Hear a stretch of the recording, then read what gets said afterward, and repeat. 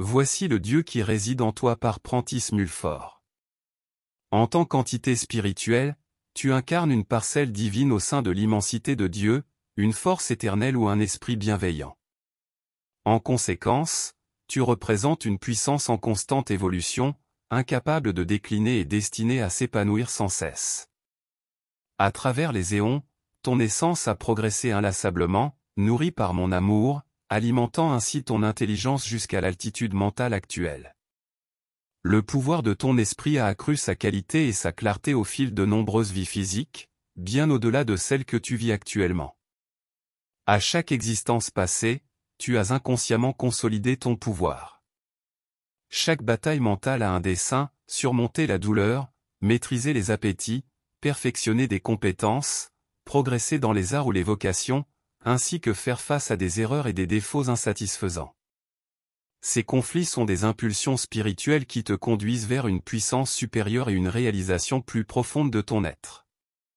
Avec cette réalisation survient invariablement le bonheur, car l'objectif ultime de la vie est d'atteindre la félicité. Actuellement, tu incarnes une version amplifiée de toi-même, avec toutes les qualités mentales désirées, atteignant des sommets inexplorés. Le mécontentement que tu éprouves vis-à-vis de tes imperfections en est la preuve. Si ton esprit n'était pas aussi perspicace, ses défauts resteraient inaperçus. Tu n'es plus dans l'autosatisfaction passée, où tu te percevais comme parfait sous tous les angles.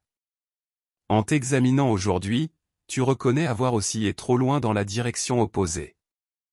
Tes yeux se sont subitement ouverts sur des imperfections, et tu as l'impression qu'elles se multiplient constamment. N'est-ce pas là la manifestation du Dieu résidant en toi? La croissance incessante de ce pouvoir génère un sentiment d'imperfection, bien que cette incomplétude soit plus proche de sa résolution que jamais. La preuve majeure réside dans ta capacité actuelle à percevoir ce que tu n'avais jamais remarqué en toi auparavant. Il est possible que tu aies des failles dans ton architecture mentale, ou des éléments néfastes pullulent, mais avant leur découverte, ta situation était bien pire. Bien que la révélation puisse être déconcertante, tu as désormais la certitude qu'elle sera rectifiée. Il peut exister des creux dans notre structure mentale, où des éléments indésirables prolifèrent, et la découverte de ces failles ne devrait pas te décourager. Inutile de proclamer « Je suis si imparfait que je ne pourrai jamais corriger toutes mes erreurs ». Désormais, tu as le pouvoir de les rectifier. Chaque protestation de ton esprit contre tes défauts est une poussée de l'esprit vers l'avant. Tu ne dois simplement pas t'attendre à les corriger tous en une heure, un jour, une semaine ou une année. Il n'y aura jamais un moment dans ton avenir où tu ne seras pas conscient des aspects que tu dois améliorer. Si tu vois la possibilité de t'améliorer, tu dois bien sûr visualiser le défaut qui doit être changé, ou en d'autres termes, voir une fin encore meilleure, une élaboration plus grande, une nuance de caractère de plus en plus fine, une distribution de force de plus en plus compliquée qui t'atteint toujours. Alors, tu cesseras de t'inquiéter d'être une créature si imparfaite lorsque tu découvriras comment tu construis toi-même l'un des temples de Dieu, avec une magnificence de plus en plus grande. Aucun talent ne cesse jamais de grandir, c'est comme un arbre qui continue de grandir même en hiver. Si vous apprenez à peindre, dessiner, jouer, parler en public ou faire n'importe quoi, et que vous arrêtez complètement de le pratiquer pendant un mois, un an ou deux, puis que vous le reprenez, vous découvrirez avec le temps que ce talent a augmenté, que vous avez de nouvelles idées à ce sujet et un nouveau pouvoir d'exécution. Vous vous demandez sûrement quel est le but de la vie. En un sens, vous ne pouvez pas diriger votre propre vie, il y a un destin qui la guide, une loi qui la régit et la conduit vers une capacité de bonheur de plus en plus grande et illimitée. À mesure que votre pouvoir augmente, vous ne pouvez pas cesser de croître, malgré toutes les apparences. La douleur que vous avez soufferte est due à cette même croissance de l'esprit qui vous poussait de plus en plus contre ce qui vous causait de la misère. En fin de compte, vous deviez prendre cette douleur comme une preuve que vous étiez sur la mauvaise voie dont vous deviez sortir le plus rapidement possible. Et lorsque vous criez fort et êtes sérieux pour connaître le chemin correct, quelque chose viendra toujours vous guider, car c'est une loi de la nature que toute demande sincère soit répondue, et une prière sincère pour quoi que ce soit apporte toujours l'approvisionnement nécessaire. Quel est le but de la vie? En tirer le plus grand bonheur, apprendre à vivre de telle sorte que chaque jour soit attendu avec l'assurance qu'il sera aussi rempli de plaisir, voire plus, que le jour actuel que nous vivons. Chasser même le souvenir que le temps peut nous échapper. Remercier pour vivre, s'élever au-dessus de la maladie ou de la douleur, diriger le corps par le pouvoir de l'esprit pour qu'il ne puisse ressentir aucune douleur, contrôler et diriger la pensée pour que le pouvoir augmente toujours et soit capable de travailler et d'agir séparément du corps pour nous apporter tout ce dont nous avons besoin à la maison, que ce soit de la nourriture ou des vêtements, et tout cela sans voler ni faire d'injustice à quiconque. Gagner en pouvoir pour que l'esprit restaure toujours, renforce et rajeunisse le corps en l'utilisant, évitant que toute partie ou fonction ne s'affaiblisse, ne se fane ou ne se détériore. Nous découvrons toujours de nouvelles sources de divertissement, tant pour nous-mêmes que pour les autres, étant capables de leur apporter bonheur et utilité, de sorte que notre présence soit toujours la bienvenue. Ne pas être l'ennemi de quiconque, mais l'ami de tous. C'est le destin de la vie dans ces domaines de l'existence où des personnes aussi réelles que nous, voire plus vivantes que nous, ont appris et apprennent toujours comment tirer le meilleur de la vie. C'est le destin inévitable de chaque esprit individuel. Vous ne pouvez pas échapper au bonheur final et permanent tandis que vous grandissez dans cette vie et dans d'autres existences. Toutes les douleurs que vous avez souffertes ou que vous avez endurées sont comme des coups et des poussées pour vous maintenir hors des mauvais chemins, pour vous faire suivre la loi.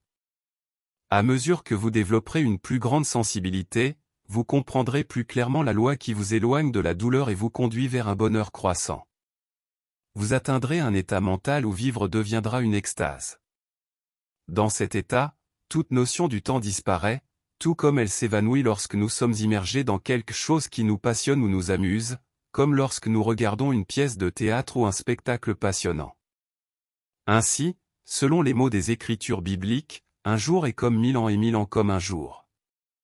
Le nirvana des hindous suggère toutes les possibilités de la vie qui viennent sur notre planète.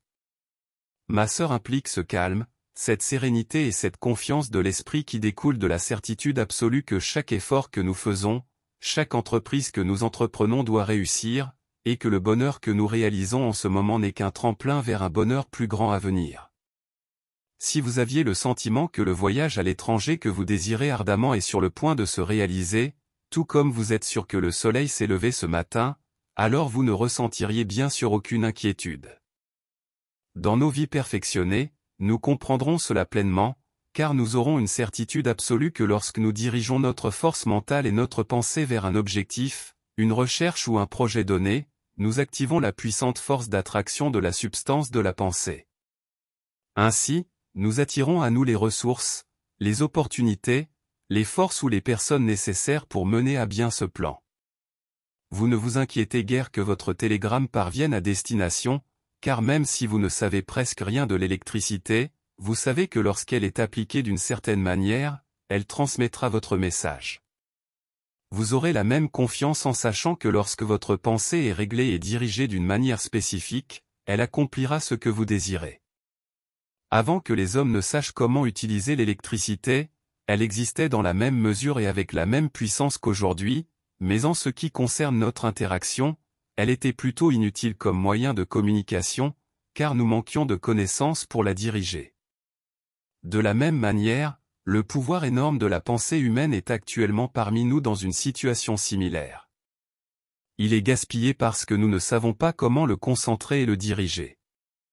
Il est même pire que gaspillé, car par ignorance et par habitude de toute une vie, nous utilisons nos batteries mentales dans la mauvaise direction, envoyant des rayons chargés de mauvaise volonté, d'envie, de plainte, de mépris ou de toute forme de laideur.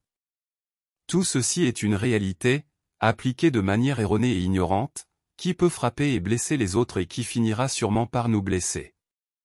Ici réside la clé de tout effort réussi dans cette existence ou dans toute autre. Ne reconnaissez jamais une impossibilité dans votre pensée, ne rejetez ni ne gaspillez ce qui peut sembler être la plus folle des idées, car en le faisant, vous pourriez ne pas savoir à quelles opportunités vous fermez la porte. Dire que quelque chose est impossible parce que cela vous semble impossible n'est qu'un entraînement à la mauvaise habitude de crier « impossible » à chaque nouvelle idée. Votre esprit devient alors une prison pleine de portes closes à tout ce qui est à l'extérieur, et vous en êtes le seul détenu. Tout est possible avec Dieu, Dieu travaille en vous et à travers vous. Dire impossible en ce qui concerne ce que vous pouvez faire ou devenir, c'est comme un péché, c'est nier le pouvoir de Dieu d'agir à travers vous, c'est nier le pouvoir de l'Esprit infini d'agir à travers vous bien au-delà de ce que vous pouvez concevoir actuellement dans votre esprit. Dire impossible revient à établir votre propre limite relativement faible de compréhension comme la norme de l'univers. C'est très audacieux, tout comme essayer de mesurer l'espace infini avec une simple règle. Lorsque vous dites l'impossible et je ne peux pas, vous créez vous-même une impossibilité. Cette pensée est le plus grand obstacle à ce qui est possible. Vous ne pouvez pas l'arrêter, car elle vous poussera. Résistez autant que possible. Il ne peut y avoir de résistance réussie aux constants et éternelle amélioration de toute chose. Tu devrais dire, il est possible que je devienne n'importe quoi que j'admire. Tu devrais dire, il est possible pour moi de devenir un écrivain, un orateur, un acteur ou un artiste. Alors, tu ouvriras la porte de ton propre temple de l'art intérieur. Tandis que tu disais impossible, tu la maintenais fermée. Dire je ne peux pas était le verrou en fer qui fermait cette porte contre toi.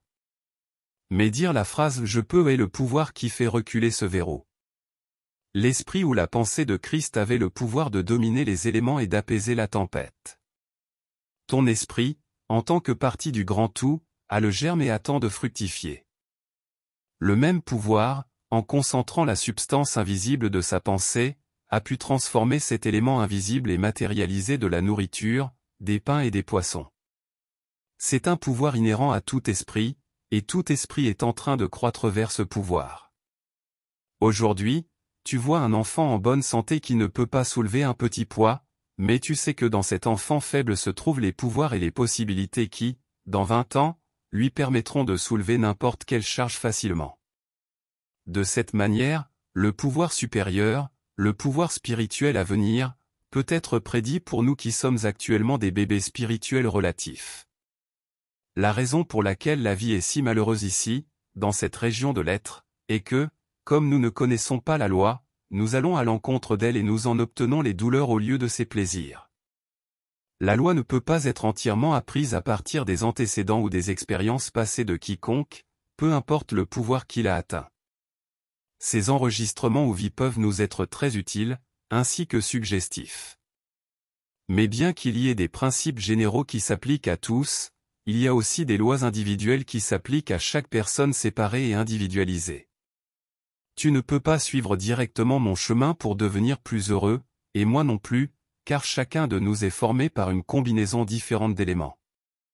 Ces composantes ont pénétré et formé nos esprits, nos êtres réels, à travers les âges de croissance et d'évolution. Tu dois étudier et découvrir par toi-même ce que ta nature nécessite pour te donner un bonheur permanent. Tu es un livre pour toi-même, tu dois ouvrir ce livre, page après page, chapitre après chapitre, à mesure qu'ils te parviennent avec l'expérience de chaque jour, mois, année, et les lire. Personne d'autre ne peut les lire pour toi, comme toi-même.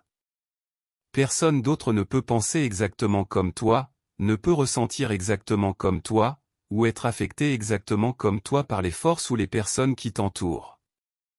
Et pour cette même raison, personne d'autre ne peut juger ce dont tu as vraiment besoin pour rendre ta vie plus complète, parfaite et heureuse. Seul toi-même sais comment tu dois le faire. Tu dois découvrir par toi-même quelles relations sont les meilleures pour toi, quelle nourriture, quelle méthode dans n'importe quel domaine, entreprise, art ou profession te procure les meilleurs résultats. Il peut être très utile de consulter d'autres personnes qui partagent des intérêts similaires, car les conseils de ceux qui ont plus de connaissances que toi des lois générales peuvent apporter de la force, du courage ou de nouvelles idées pour mener à bien tes projets. Rencontrer à intervalles irréguliers des personnes sérieuses, sincères et honnêtes qui ont également un but bien défini à accomplir et discuter avec elles, et elles avec toi, peut être bénéfique. Cependant, lorsque tu acceptes n'importe quel homme ou femme comme guide ou autorité infaillible et que tu fais exactement ce qu'ils disent, tu t'éloignes du chemin principal. En dépendant des expériences d'une autre personne basée sur une combinaison spécifique d'éléments ou de substances chimiques, tu adoptes leurs résultats comme la norme pour ta propre combinaison unique d'éléments, même si ta combinaison peut être très différente et réagir de manière différente aux éléments qui sont extérieurs à elle. Ton corps physique contient du cuivre, du magnésium, du phosphore et d'autres minéraux et substances chimiques, des combinaisons et des recombinaisons de minéraux et de substances que la science terrestre n'a pas encore totalement explorées. De même, ton esprit ou ta pensée contient des correspondances invisibles ou spirituelles de ces minéraux, encore plus fines et subtiles. Toutes ces composantes sont combinées de manière différente et dans des proportions différentes de tout autre corps physique ou spirituel. Alors, comment quelqu'un d'autre pourrait-il comprendre l'action spécifique de cette combinaison individuelle si ce n'est toi-même? Il existe des lois générales, mais chaque individu doit appliquer la loi générale à lui-même. C'est une loi générale que le vent pousse un bateau, bien que chaque bateau n'utilise pas l'air exactement de la même manière.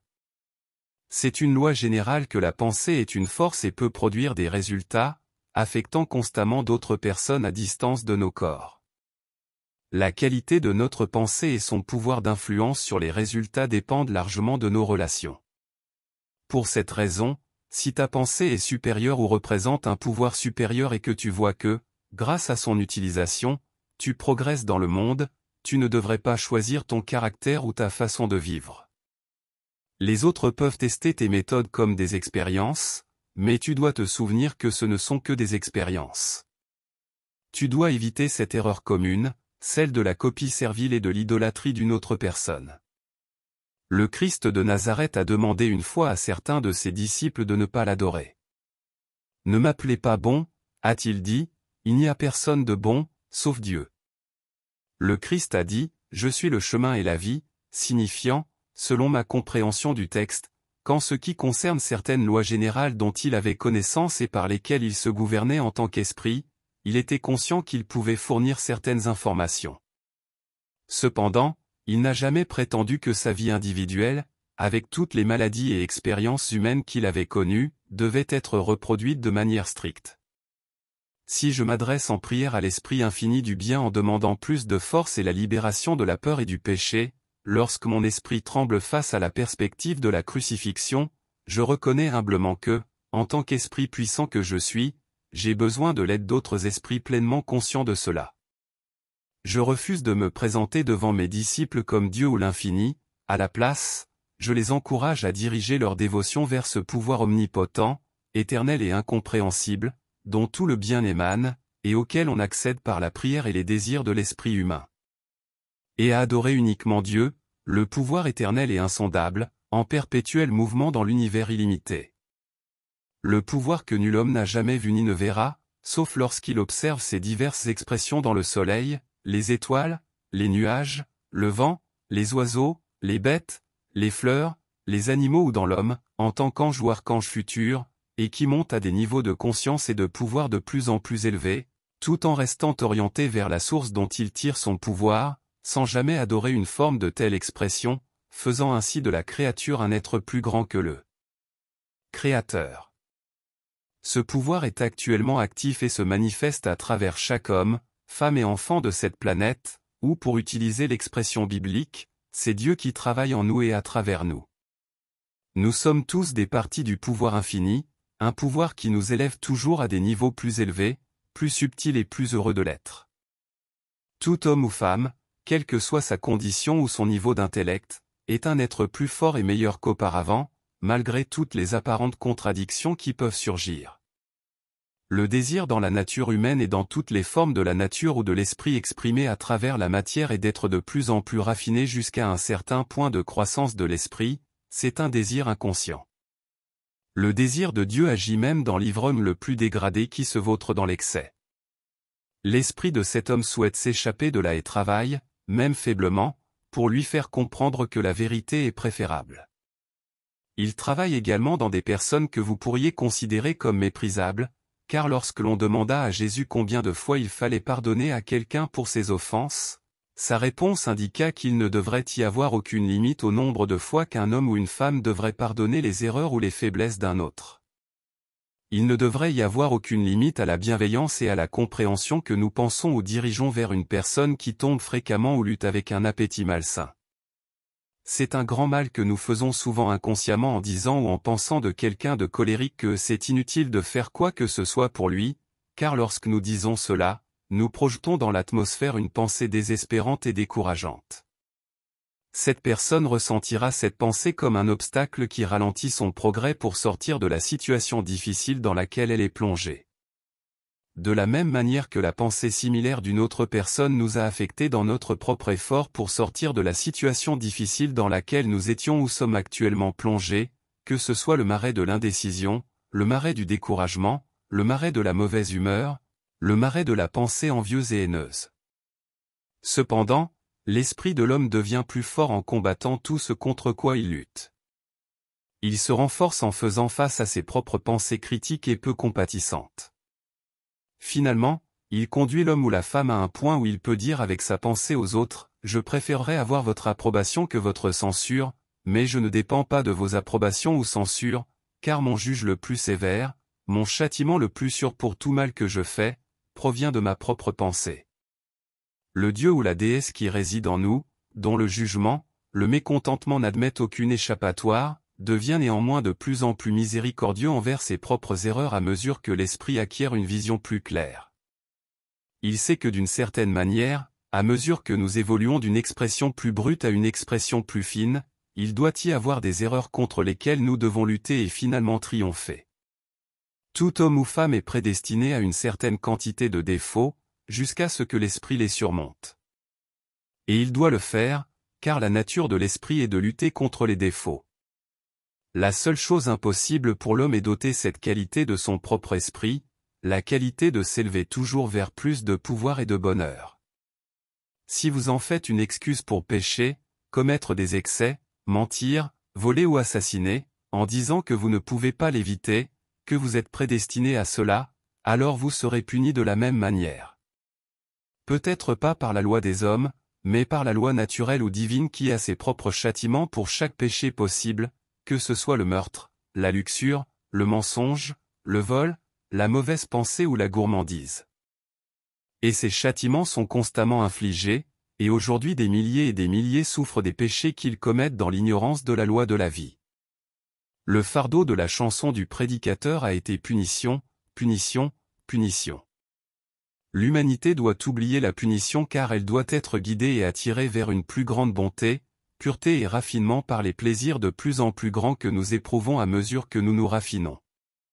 L'avertissement de la punition était nécessaire lorsque l'humanité était plus cruelle, elle ne pouvait être atteinte que par la punition.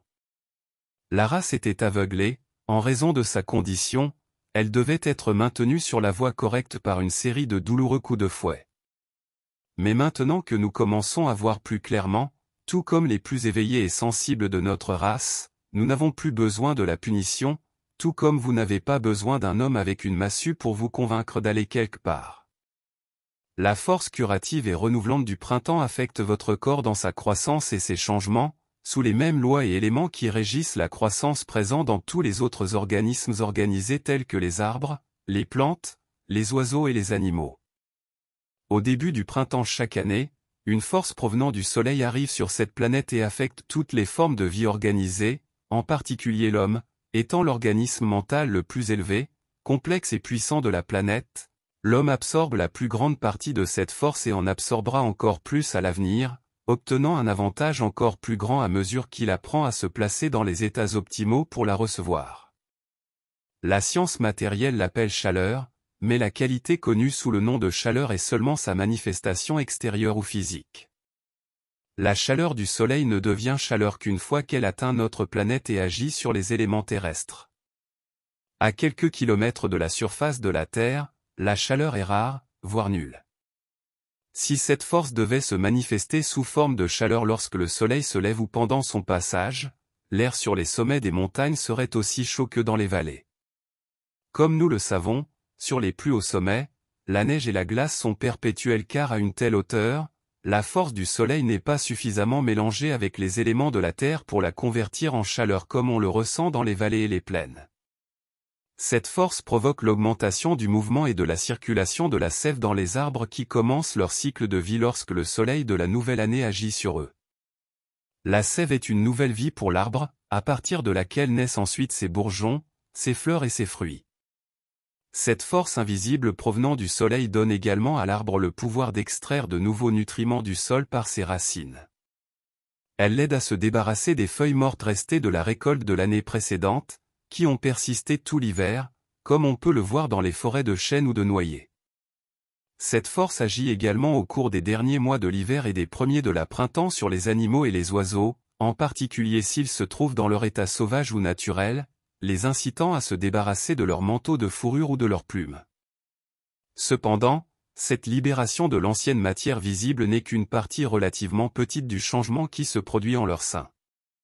Il y a aussi une expulsion ou un rejet de la vieille matière invisible à travers tout le corps de l'oiseau ou de l'animal, par les pores ou d'autres canaux, sous diverses formes, certaines visibles et d'autres invisibles. Cette expulsion est suivie par l'incorporation de nouveaux éléments à l'intérieur, tandis que la nouvelle fourrure, le nouveau pelage, les plumes ou les poils, se développent à l'extérieur. Ton corps est régi par la même loi. Au cours des derniers mois de l'hiver et des premiers de la printemps, tu expérimentes un renouvellement, en te débarrassant de l'ancienne matière morte pour faire place à la nouvelle.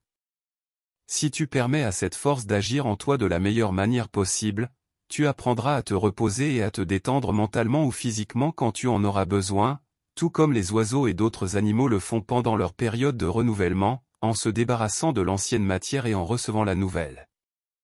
La force que tu reçois en ce moment, tout comme eux, est invisible à l'œil physique, car elle est une forme d'énergie. Le nouveau pelage, plumage, peau et tissus internes et externes de ton corps, tout comme les nouveaux bourgeons, feuilles et branches, sont des manifestations tangibles de cette force. Ils sont des cristallisations surgies d'une solution invisible de substances chimiques dans lesquelles l'oiseau, l'arbre et ton propre corps sont immergés. Tout ce qui a été absorbé de l'année précédente ou les éléments présents dans cette solution se sont épuisés. L'arbre ou toute autre organisation visible, l'oiseau ou ton corps sont dans la même relation avec cette solution que la coulée de métal dans la solution minérale, qui attire les cristallisations qui se forment en elle. Il n'y a pas de grande frontière entre ce que nous appelons la matière et l'esprit. La matière n'est rien de plus qu'une forme d'esprit ou de pensée, vue par l'œil physique. La matière est la force temporairement matérialisée, comme dans un morceau de charbon qui, lorsqu'il est allumé, libère la force liée à lui pour faire fonctionner le moteur. Ensuite, ce morceau devient en grande partie invisible, se transformant en éléments invisibles, comme dans notre environnement. La force passe constamment de la visibilité physique à l'invisibilité, et vice-versa. Des millions et des millions de tonnes de matière invisible peuvent flotter au-dessus de nos têtes pendant une heure, mais le jour suivant, elles peuvent tomber sous forme de pluie ou de neige, pour être ensuite transportées vers le haut. Bien que ces forces soient invisibles, les cristaux les plus parfaits des éléments minéraux proviennent de la solution la plus calme. Ton corps est régi par la même loi lors de cette rénovation et recristallisation printanière de ces éléments. Pour tirer le maximum de bénéfices de l'élément chauffant et renouvelant du printemps, tu devrais te reposer chaque fois que tu en ressens le besoin, que ce soit en milieu de journée ou de nuit. Si tu maintiens le corps et l'esprit en opposition à leur inclination, tu forces tes muscles par simple force de volonté. Si tu travailles avec l'esprit ou le corps jusqu'à l'épuisement total, sans savoir à quel point tu es épuisé, comme le font des milliers de personnes et sont contraintes de le faire, alors tu empêches cette puissance curative et régénératrice d'agir pleinement dans le corps. Tu empêches le nouvel élément qui renouvelle l'arbre et fait s'épanouir les bourgeons de s'assimiler à ton corps. Tu t'accroches à un élément usé qui devrait être rejeté, tout comme le chêne perd toutes ses feuilles mortes avant la fin de l'hiver. Tu portes alors cet élément mort, un fardeau mort, avec toi au lieu de la nouvelle vie supérieure. C'est, entre autres raisons, ce qui affaiblit les hommes, blanchit les cheveux et ride leur visage. Le déclin du corps physique que nous appelons vieillissement est entièrement dû au fait que l'homme ne croit pas ou ne sait pas qu'il peut se placer dans des conditions appropriées pour recevoir un approvisionnement constant de force qui revêtirait l'esprit d'un nouveau matériau. La simple force musculaire et l'activité constante du corps ne sont pas toujours des signes de la santé la plus parfaite. Pendant la fièvre, il est probable qu'un homme normalement faible aura besoin du soutien de 2 ou 3 personnes pour se tenir debout. Une fois que la fièvre est passée, il se retrouvera affaibli comme un enfant, bien que normalement, une fois la crise passée, ils soient déclarés hors de danger. De manière similaire, dans les affaires, dans la concurrence vive et presque féroce du commerce, des milliers de personnes mènent une vie fébrile et excitée, toujours sous tension, exigeant de rester dans cet état. Ils ne peuvent pas travailler s'ils ne sont pas dans une certaine tension. Parfois, en raison de la demande de leur propre nature, leurs nerfs se détendent et ils se sentent léthargiques. Ils confondent cet amical signal avec une forme de maladie et décident de la traiter comme telle. Même dans de telles situations, lorsqu'ils sont contraints de rester alités pendant des semaines ou des mois, et qu'on s'occupe d'eux comme s'ils avaient une maladie grave, croyant en sa gravité, ils émergent parfois à la fin dans un état meilleur et plus fort qu'une longue période précédente. Pourquoi cela se produit-il? Parce que par le biais de l'interruption forcée de l'activité physique ou mentale, la nature elle-même travaille de la même manière qu'elle le ferait dans des circonstances défavorables pour reconstruire un corps usé. En conséquence, la personne se remet avec une nouvelle vitalité dans ses os, ses muscles et ses nerfs, car la nature a pu profiter de cette période de repos et de calme pour effectuer les réparations nécessaires. Si tu prends simplement en considération cette idée de la force régénératrice du printemps, même si tu ne peux pas la croire complètement au début, tu recevras beaucoup d'aide en y réfléchissant respectueusement. Car, si tu ne chasses pas une vérité vivante de ton esprit quand elle se présente pour la première fois, elle prendra racine et vivra en toi, et elle démontrera qu'elle te fait beaucoup de bien. Les hommes, en raison de l'effort physique constant, s'usent beaucoup plus rapidement que ce que l'on pense généralement. La robustesse du marin robuste ne dure généralement que quelques années, et souvent il est un vieillard à 45 ans. L'agriculteur travailleur qui travaille toute l'année, depuis l'aube jusqu'au crépuscule, et pense que le travail est la plus grande vertu du monde, se transforme souvent en une masse d'os et de rhumatisme à 50 ans. La durée de vie moyenne des travailleurs acharnés est beaucoup plus courte que celle de ceux qui exercent des professions nécessitant moins d'efforts physiques, qui travaillent dur et s'épuisent heure après heure.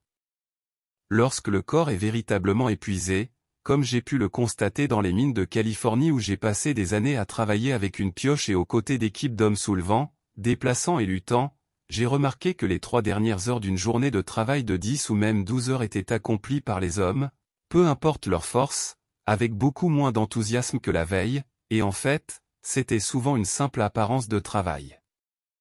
À moins que l'œil vigilant du chef ne soit constamment sur ces hommes. Pourquoi? Parce qu'ils n'étaient plus physiquement en mesure de travailler, c'était seulement la volonté qui poussait les muscles à l'effort. Les mineurs robustes et endurcis de 25 ans ou plus qui travaillaient ainsi en 1860 et qui ont persisté dans ce travail pénible, la plupart d'entre eux sont morts, et parmi ceux qui vivent aujourd'hui, les 4/5 sont des hommes physiquement brisés. Dans le règne de la nature, nous trouvons des périodes de repos qui alternent constamment avec des périodes d'activité. Les arbres se reposent pendant l'hiver, la circulation de la sève est lente, il n'y a pas de création de feuilles, de fleurs ou de fruits. Les oiseaux et les animaux sauvages après la saison de reproduction estivale se contentent de manger et de dormir. Certains animaux et reptiles dorment tout l'hiver. Même la terre doit se reposer pour donner la meilleure récolte. Lorsqu'elle est forcée par des artifices constants de fertilisation, le produit est inférieur en goût et en qualité nutritive à celui cultivé dans un sol vierge. Les maladies, la moisissure et les insectes destructeurs sont inconnus pour la végétation à l'état naturel. Quand l'être humain prendra conscience qu'il ne peut pas exiger de son corps année après année, de la jeunesse à 40 ou 50 ans, ni supporter une pression constante et intense des nerfs ou de la volonté sans subir de graves dommages, et quand il comprendra que, en permettant des états de repos et de réceptivité, comme le font les arbres et les animaux dans leur état naturel, alors il pourra recevoir beaucoup plus de cet élément en résultat.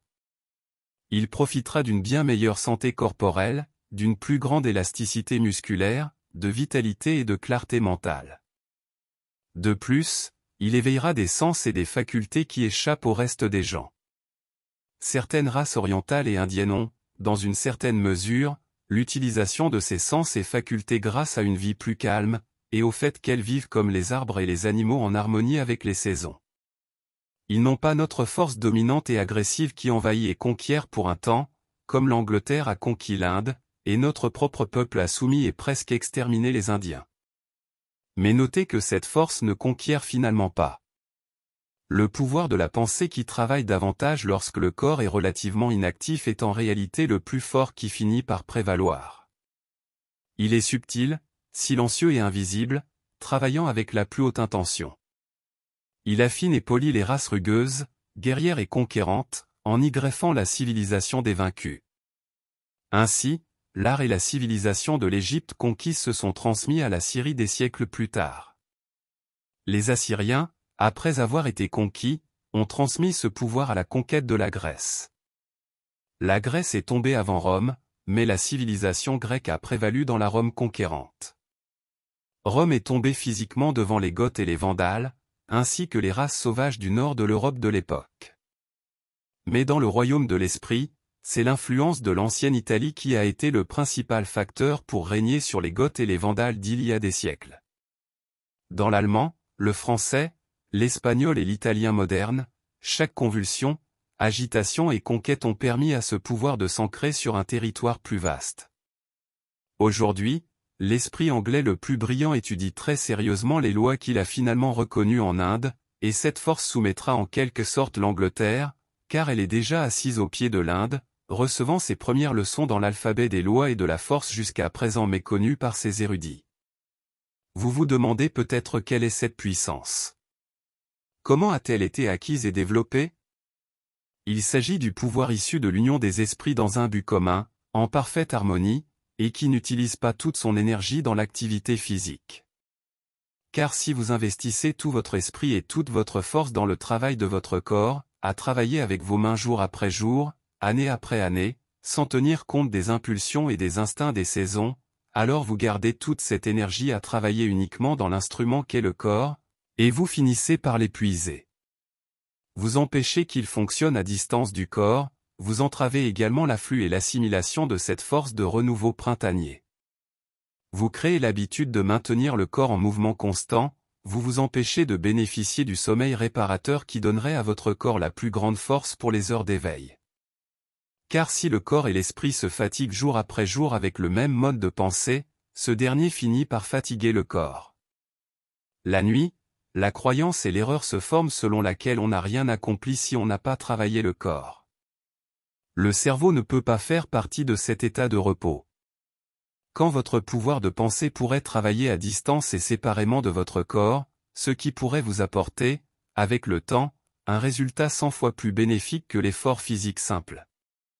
La qualité dans la feuille, la racine ou la graine de la plante, qui, lorsqu'elle est prise comme médicament, agit sur les organes internes, et la force de cette plante libérée par le processus digestif.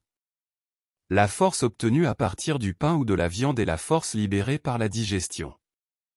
La digestion est une combustion lente de la matière ingérée dans le corps, de la même manière que le charbon brûle dans la chaudière, et la force libérée par cette combustion est utilisée pour faire fonctionner le corps, tout comme l'ingénieur utilise la chaleur pour faire fonctionner le moteur.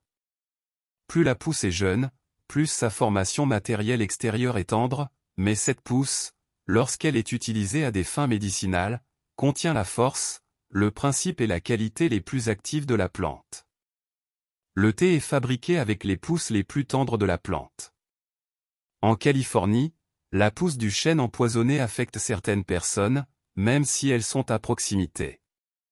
C'est à quel point cette force nocive et puissante et se propage dans l'air. Les jeunes pousses du printemps contiennent cette force qui, plus tard, rendra la feuille ou la branche plus robuste dans votre propre organisation. Au printemps, les mêmes éléments tendres se trouvent à l'intérieur de vous. Par conséquent, si votre corps est faible au printemps, c'est le signe que de nouvelles pousses, pour ainsi dire, sont en train de se former en vous et sont remplies de force. Mais cette force n'a pas encore eu le temps d'agir sur votre organisation matérielle pour former de nouveaux os, muscles et tendons qui viendront plus tard. À condition que cette nouvelle pousse ou nouvelle cristallisation ne soit pas perturbée et peut être détruite par un effort inapproprié de l'esprit ou du corps, ou le même dommage relatif à votre corps se produit qu'un arbre subirait lors d'un ouragan. Vous pourriez dire, comment puis-je faire fonctionner mon entreprise et gagner ma vie si je mets mon corps en réparation selon les lois de la nature? Je réponds ce qui suit, les lois des affaires humaines ne sont pas les lois de la nature. Si la nature dit de se reposer et que l'homme dit de travailler et doit travailler, c'est l'homme qui finit toujours par porter le chapeau. Ce que la société appelle des habitudes vicieuses ou des habitudes néfastes ne sont pas les seuls agents qui apportent la maladie, la douleur et la mort. Des milliers de personnes meurent chaque année dans une agonie prolongée dans des lits respectables et dans la meilleure société. La tuberculose, le cancer, la folie, l'hydropésie, le rhumatisme, les fièvres et la rage causent toujours des ravages parmi les personnes les plus correctes du point de vue conventionnel. Pourquoi cela arrive-t-il? Si, dans votre situation actuelle de vie, il vous est impossible de prendre le repos nécessaire et que vous ressentez intensément ce besoin de pause, ayez confiance que votre désir persistant, votre prière ou votre demande urgente de recevoir et de tirer parti des forces régénératrices de la nature vous donneront d'une manière ou d'une autre l'occasion de le faire. Quand un besoin est profondément ressenti, la pensée et le désir qui découlent de ce sentiment sont en eux-mêmes une prière, une force qui apportera de l'aide et vous sortira des environnements et des modes de vie nuisibles. Cette affirmation doit être régulièrement répétée, car elle est la principale source de toute croissance et de tout progrès vers une vie plus heureuse et plus saine. Le Christ de Judée a exprimé cette grande loi avec les mots « Demandez, et l'on vous donnera, cherchez, et vous trouverez, frappez, et l'on vous ouvrira. » Sagement, je m'abstiens de chercher une explication à ce mystère selon lequel la pensée, le désir ou l'aspiration humaine sincère amène toujours à temps la chose ou le résultat désiré, car ce mystère, tout comme d'autres, est inexplicable. Dès que l'on propose une cause supposée pour un résultat particulier dans le fonctionnement de la nature, on découvre un mystère encore plus profond dans la propre cause. Nous disons que le vent est de l'air en mouvement, mais quel est le facteur qui le met en mouvement et le maintient ainsi? Une fois que nous avons expliqué les marées par la théorie de l'attraction de la Lune, qu'est-ce qui, en dehors des marées, maintient en mouvement le vaste système de courants traversant constamment les océans? Cela s'est révélé plus clairement au cours des 40 dernières années. Quelle puissance maintient nos poumons respirant jour et nuit et le sang circulant dans tout le corps?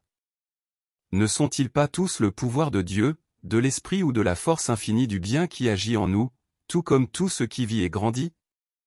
Seulement à nous a été donné la connaissance nécessaire pour travailler intelligemment avec ce pouvoir. Le corps de l'arbre et de l'animal se décompose finalement par manque d'une telle intelligence. Ainsi, dans le passé, la partie matérielle de l'homme a diminué, bien que cela ne soit pas toujours le cas. Le dernier grand ennemi à détruire, dit Paul, est la mort. Cela implique que, à mesure que la connaissance et la foi de l'homme dans les merveilleuses forces qui l'entourent augmentent, il découvrira comment se positionner sur la ligne d'action de ces forces.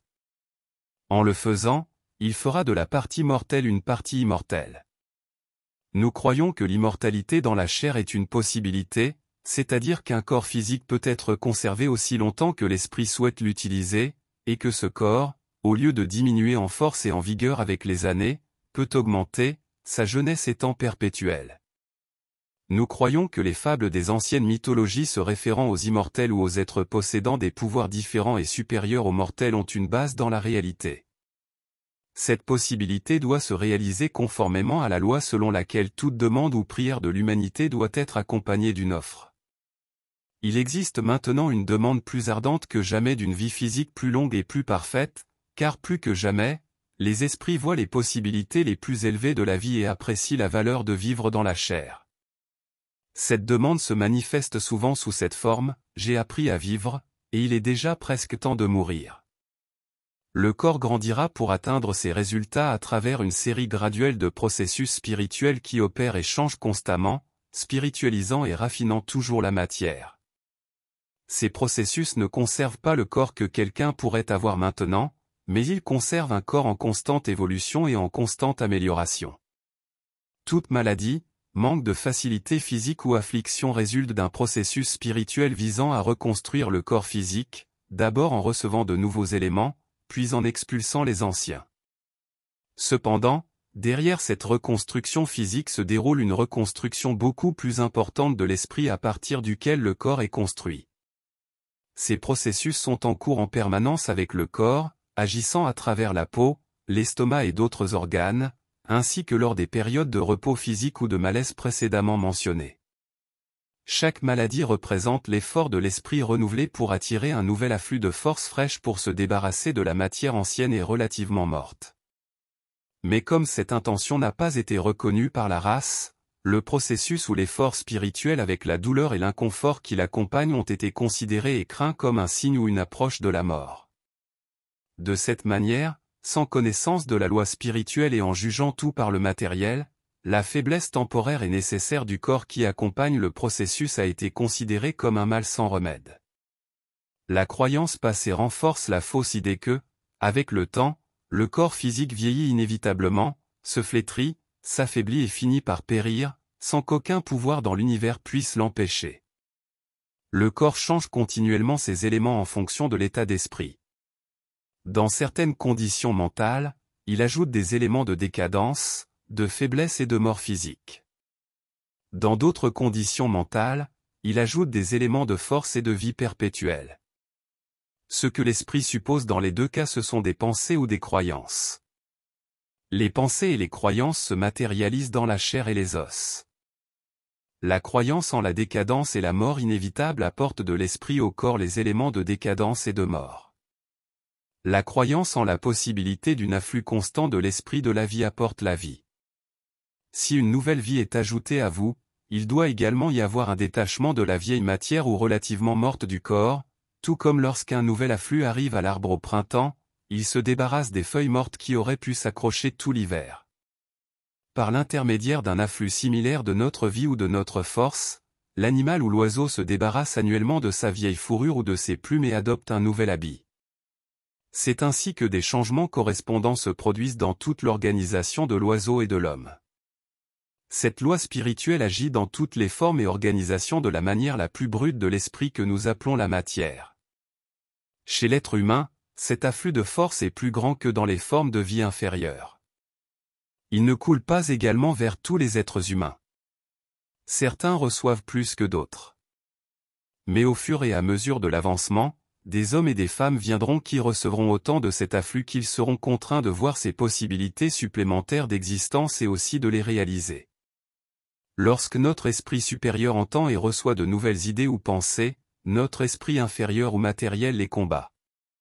Le corps est le champ de bataille entre ces deux forces, et c'est aussi lui qui en souffre. À mesure que les esprits commencent à avoir confiance, ne serait-ce qu'un peu, en la puissance suprême et conçoivent l'idée que la maladie et la mort physique sont des nécessités absolues, le pouvoir supérieur doit finalement prévaloir. Une vieille erreur sera jetée, une nouvelle idée s'installera. Le corps sera meilleur et plus fort après chaque lutte successive, et ces luttes diminueront également en intensité jusqu'à disparaître complètement. Dans le passé, les gens ont perdu leur corps physique parce qu'ils ignoraient que la maladie est un processus nécessaire pour que l'esprit se débarrasse des anciennes pensées matérielles et adopte de nouvelles idées. Ils ont utilisé leur force à tort en s'accrochant à ces pensées. Ils les retiennent par leurs croyances. Leur croyance fera de leur maladie un bienfait ou un mal. Si vous ne pouvez maintenir que la croyance que c'est un processus spirituel pour se débarrasser des vieux éléments usés, vous aidez grandement l'esprit à réaliser ce processus. Cependant, si vous croyez que la maladie est entièrement une condition physique et qu'elle ne comporte aucun avantage, vous utilisez la force uniquement pour charger l'esprit d'encore plus d'erreurs, dont la chair et le sang seront finalement une expression en termes de qualité. En minimisant l'idée que votre corps physique, grâce à un renouvellement constant de substance, peut devenir perpétuel, vous fermez une porte à la vie et en ouvrez une autre au déclin et à la mort. Nous n'affirmons pas que vous devez croire cela, car il se peut que votre état d'esprit actuel ne vous le permette pas.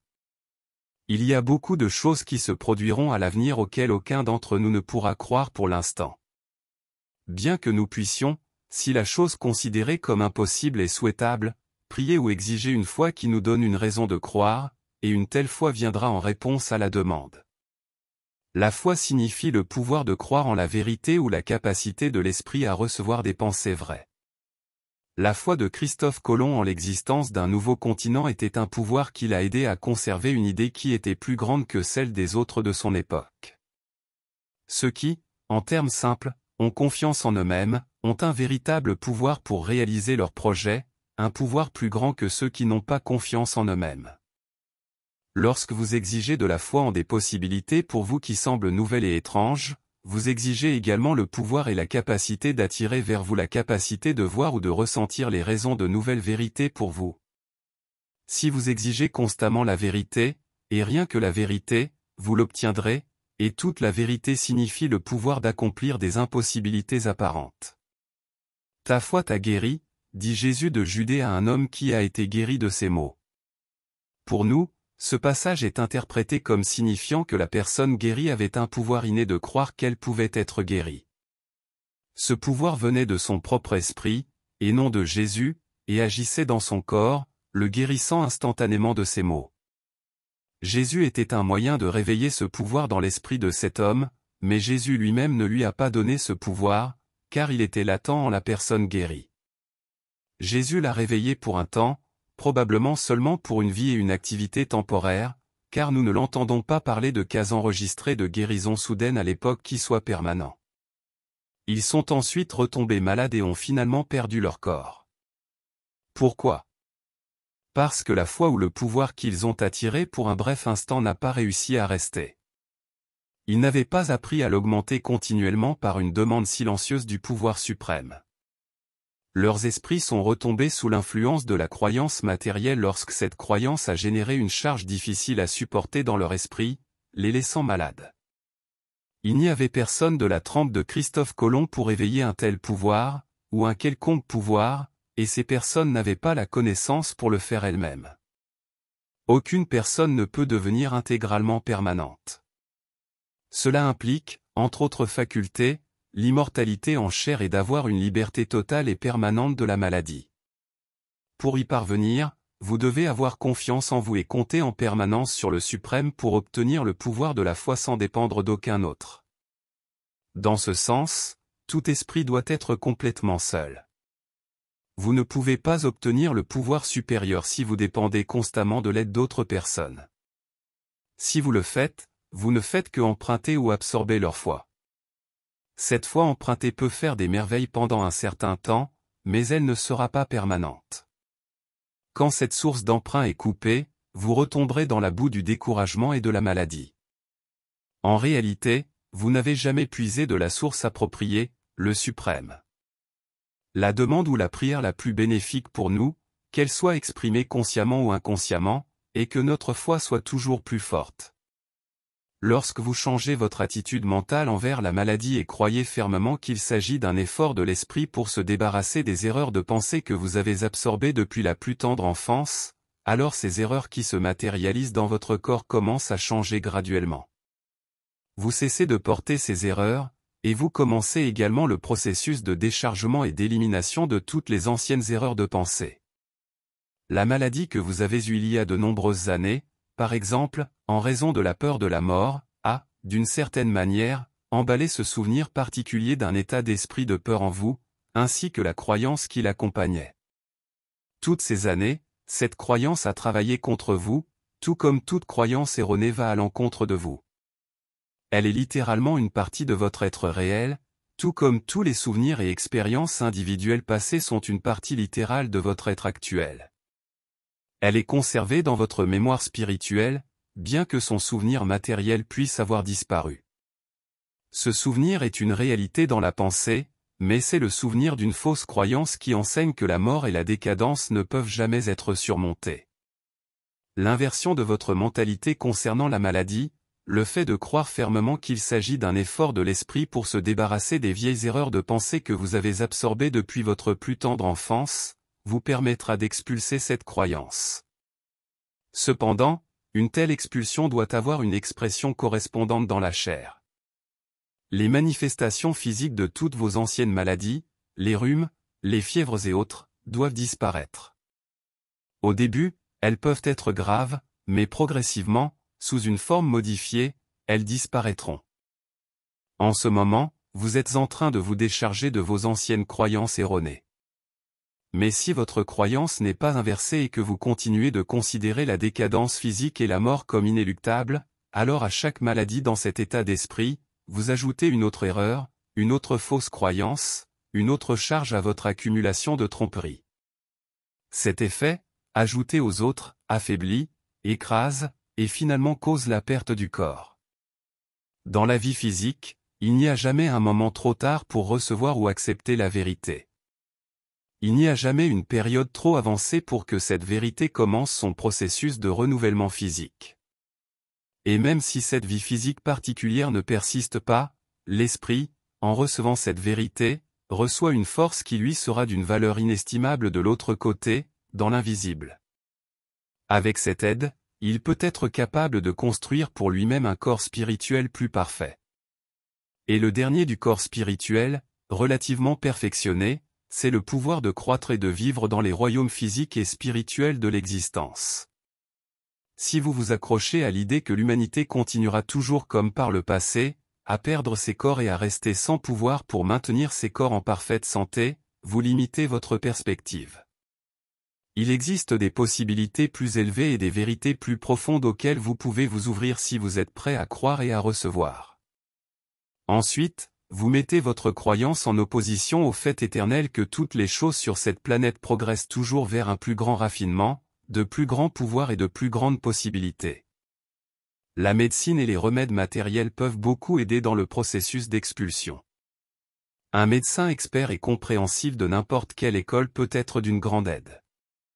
Tout dépend de l'état d'esprit et de la croyance avec lesquels vous prenez la médecine et les conseils du médecin.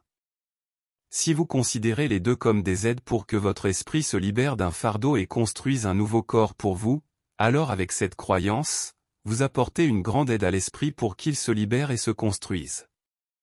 Cependant, si vous croyez que la médecine et le médecin ne sont que des soutiens pour le corps et que le corps est destiné à s'affaiblir et à périr à un moment donné, au cours des 30, 40 ou 50 prochaines années, alors vous vous accrochez à la croyance dans l'erreur plus rapidement que vous ne vous en débarrassez.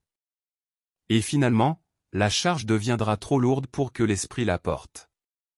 C'est ce qui fait que les hommes ou les femmes se courbent avec l'âge, ce qui entraîne des épaules faibles et des genoux sans force, et leur démarche semble si vaillante parce qu'ils croient seulement en ce qui est terrestre et périssable. L'esprit n'est ni terrestre ni périssable, même si vous pouvez le charger d'une qualité terrestre de pensée qui le penche vers la terre. Avec une telle charge, ce n'est pas le corps physique du vieil homme qui est courbé et incliné, c'est la force qui anime le corps, c'est-à-dire l'esprit chargé de pensées matérielles. Il ne peut pas s'approprier ou assimiler correctement ce qui devient courbé, incliné et affaibli. Le corps est toujours une correspondance externe de l'esprit.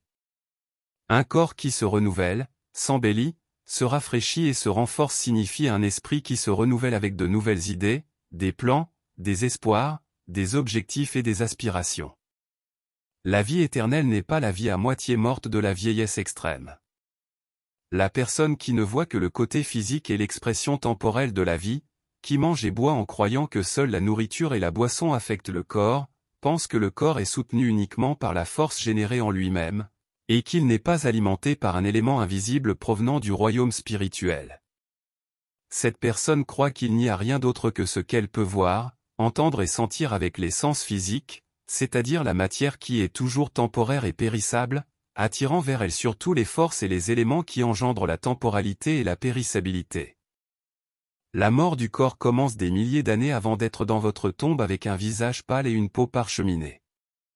Cela signifie une peau à moitié morte, autrement dit une partie du corps dans laquelle l'esprit travaille dans le processus d'expulsion de l'élément mort et de prise du nouveau, de manière imparfaite.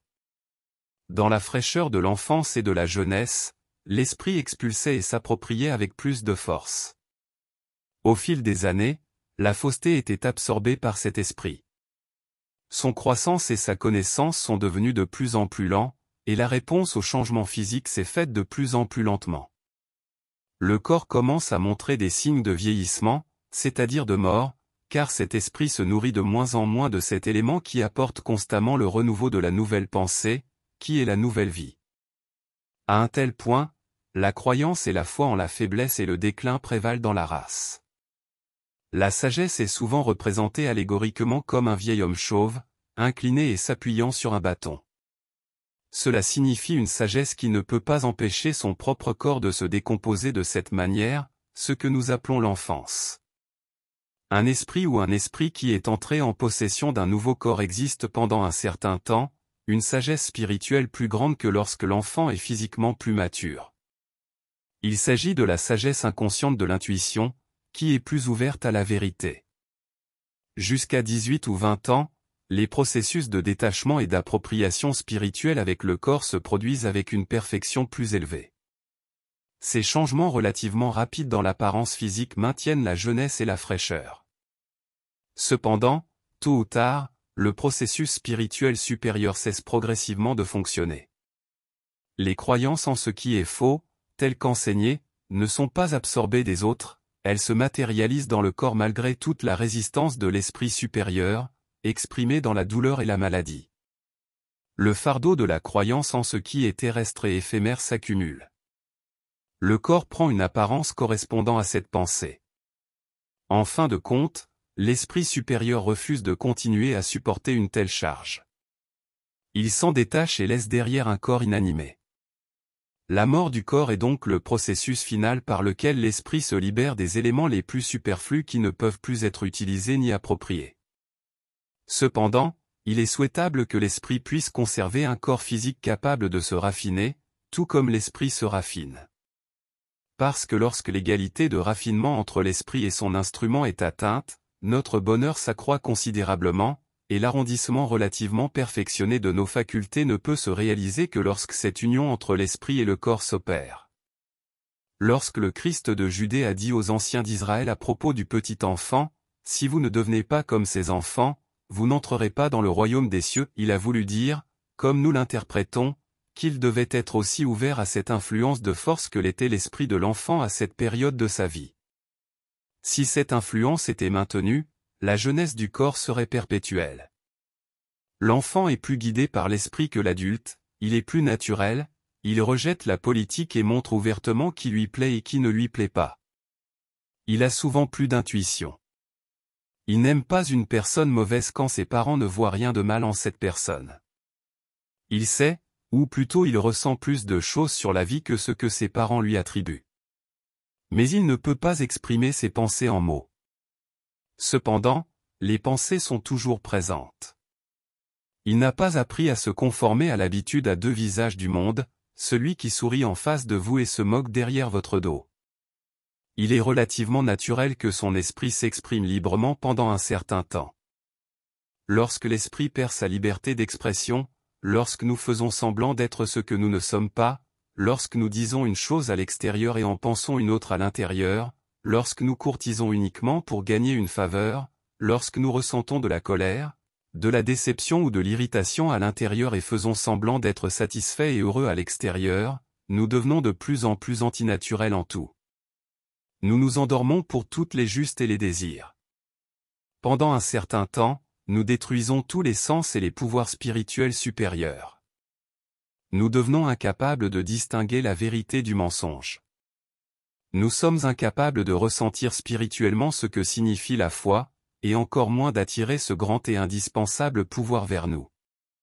Et sans ce pouvoir d'attraction, le corps physique doit être abandonné par l'esprit. Ce n'est pas le corps qui abandonne l'esprit, c'est l'esprit, c'est-à-dire l'esprit, qui rejette le corps matériel. Lorsque votre esprit rejette l'incrédulité, il devient plus ouvert aux pensées et aux choses qui sont vraies. Par conséquent, il grandit avec plus de pouvoir et agit dans toutes les parties et fonctions du corps. Le processus de rejet est plus rapide, comme il l'était dans la jeunesse matérielle. Par conséquent, il rejettera par les sens du toucher et du goût tout ce qui pourrait vous nuire ou être corrompu. Il peut atteindre un tel pouvoir que même un poison actif, s'il était accidentellement mis dans la bouche, serait immédiatement détecté et rejeté, ou s'il était avalé, il serait immédiatement expulsé de l'estomac. Ce n'est pas l'estomac physique qui rejette les aliments inappropriés pour lui ou expulse les doses nocives. C'est l'esprit qui dirige l'organe en fonction de sa propre connaissance. Il sait que la substance rejetée n'est pas appropriée, car il n'y a ni esprit ni qualité dans l'élément rejeté qui puisse être assimilé et aider l'esprit. Au fur et à mesure que l'esprit grandit en puissance, cette sensibilité à toutes les choses qui peuvent vous nuire, qu'elles viennent du monde des choses visibles ou invisibles, augmentera et s'aiguisera. Elle vous avertira instantanément à la présence de tout ce qui est mal et le rejettera. Il vous dira ce qui est sûr et approprié pour votre association. Enfin, il rejettera ou refusera de recevoir toutes les mauvaises pensées que vous pouvez actuellement recevoir quotidiennement de manière inconsciente, lesquelles causent plus de tort que n'importe quoi de matériel, car elles empoisonnent l'esprit. À mesure que la foi augmente, l'esprit convoquera de nombreuses aides matérielles qui contribueront grandement au processus de renouvellement.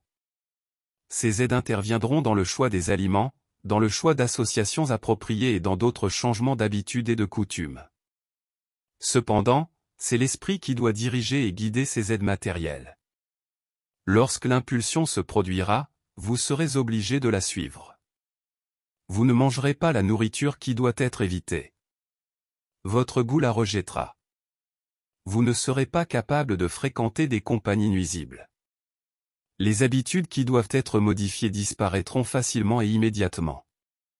Mais si vous établissez des règles strictes dans ces affaires dans l'espoir qu'elles se spiritualisent par la suite, vous permettez à votre moi matériel de prendre les rênes. L'esprit a augmenté dans la foi, laissez-le faire le travail. Et lorsque viendra le moment de refuser n'importe quelle nourriture animale ou n'importe quel élément grossier sous n'importe quelle forme, le désir et le goût pour cela auront disparu.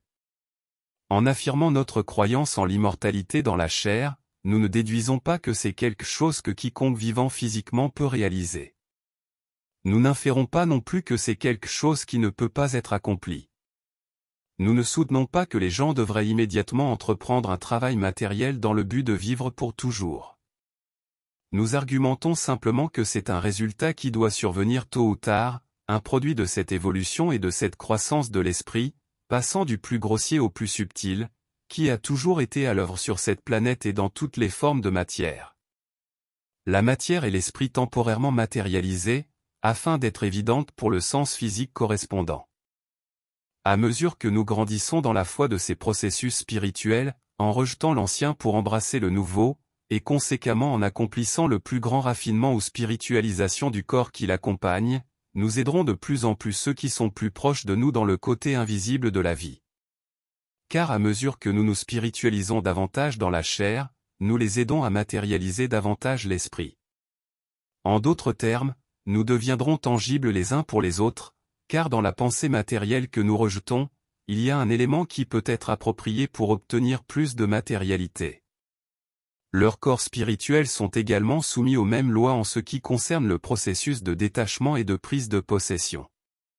Ce que nous rejetons comme étant la chose la plus inutile est pour eux la chose la plus fine et la plus appropriée pour nous.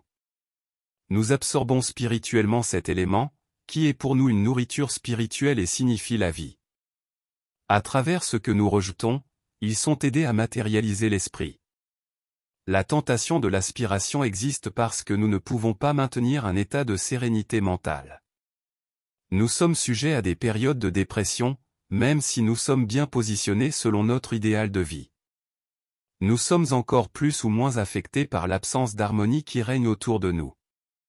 Vous êtes gentils et compatissants envers la création animale, mais les oiseaux sauvages, vos animaux domestiques, les animaux libres qui viennent construire leur nid dans la forêt sont tués pour le sport ou le profit sous vos yeux et vous ne pouvez rien y faire. Vous vivez au milieu d'une scène de cruauté et de tuerie permanente. Les animaux élevés par l'homme sont élevés dans des conditions artificielles, ce qui les fait se développer de manière antinaturelle et véritablement malsaine, pour son amusement ou son profit. Cela s'applique à toutes sortes d'élevages fantastiques. La nature, lorsqu'on la laisse tranquille, fait de son mieux pour les oiseaux ou les animaux, et ils ont des droits individuels, tout comme l'homme. Un goût imposé par la force fera croître un foie agrandi et malade dans une oie, pour finalement en faire un plat particulier. Sa race est élevée dans des conditions maladives. La maladie signifie le malheur, à la fois mental et physique, directement et indirectement. Ce malheur vous affecte. Si votre organisation est plus subtile et plus ouverte, une vie plus fine sera facilement perturbée par les maux qui l'entourent. Il est difficile de voyager à l'étranger sans souffrir de douleurs mentales ou physiques. Vos maisons, voitures et bateaux en hiver sont surchauffés et remplis de vapeurs nocives provenant du carburant utilisé, ainsi que des émanations des corps humains qui s'y trouvent. Vous pourriez être obligé de dormir dans des pièces où l'on compte en partie sur cette chaleur malsaine pour se réchauffer. lorsque vous êtes au repos, vous devez le respirer, et lorsque vous êtes dans l'état inconscient de récupération, vous vous réveillez avec lui incorporé à votre être. Vous êtes exposé à consommer la pourriture et la décadence, même à la meilleure de vos tables. Les scènes de cruauté, de brutalité et d'injustice vous affectent profondément. C'est la pensée prédominante, active dans l'atmosphère de la foule, qui influe sur votre pensée. Il y a une pensée, si vous voulez l'appeler ainsi, ou une action mentale incarnée dans chaque chose matérielle qui vous entoure. La luminosité ou l'obscurité de la pensée dépend de l'état de la chose matérielle. Manger des fruits ou des légumes avariés peut vous apporter indirectement de la tristesse. Les fruits frais et vivants vous apportent la vie. La décomposition et la désorganisation de la matière. Vous voulez vous nourrir de l'organisation parfaite qui n'est pas suffisamment mûre. Vous la voulez à son stade le plus vivant pour que vous puissiez la recevoir dans cet état. Vous ne respectez pas inconsciemment, par ignorance, et même par nécessité, de nombreuses lois de la santé physique et mentale en ce qui concerne la nourriture, l'air ou la chaleur.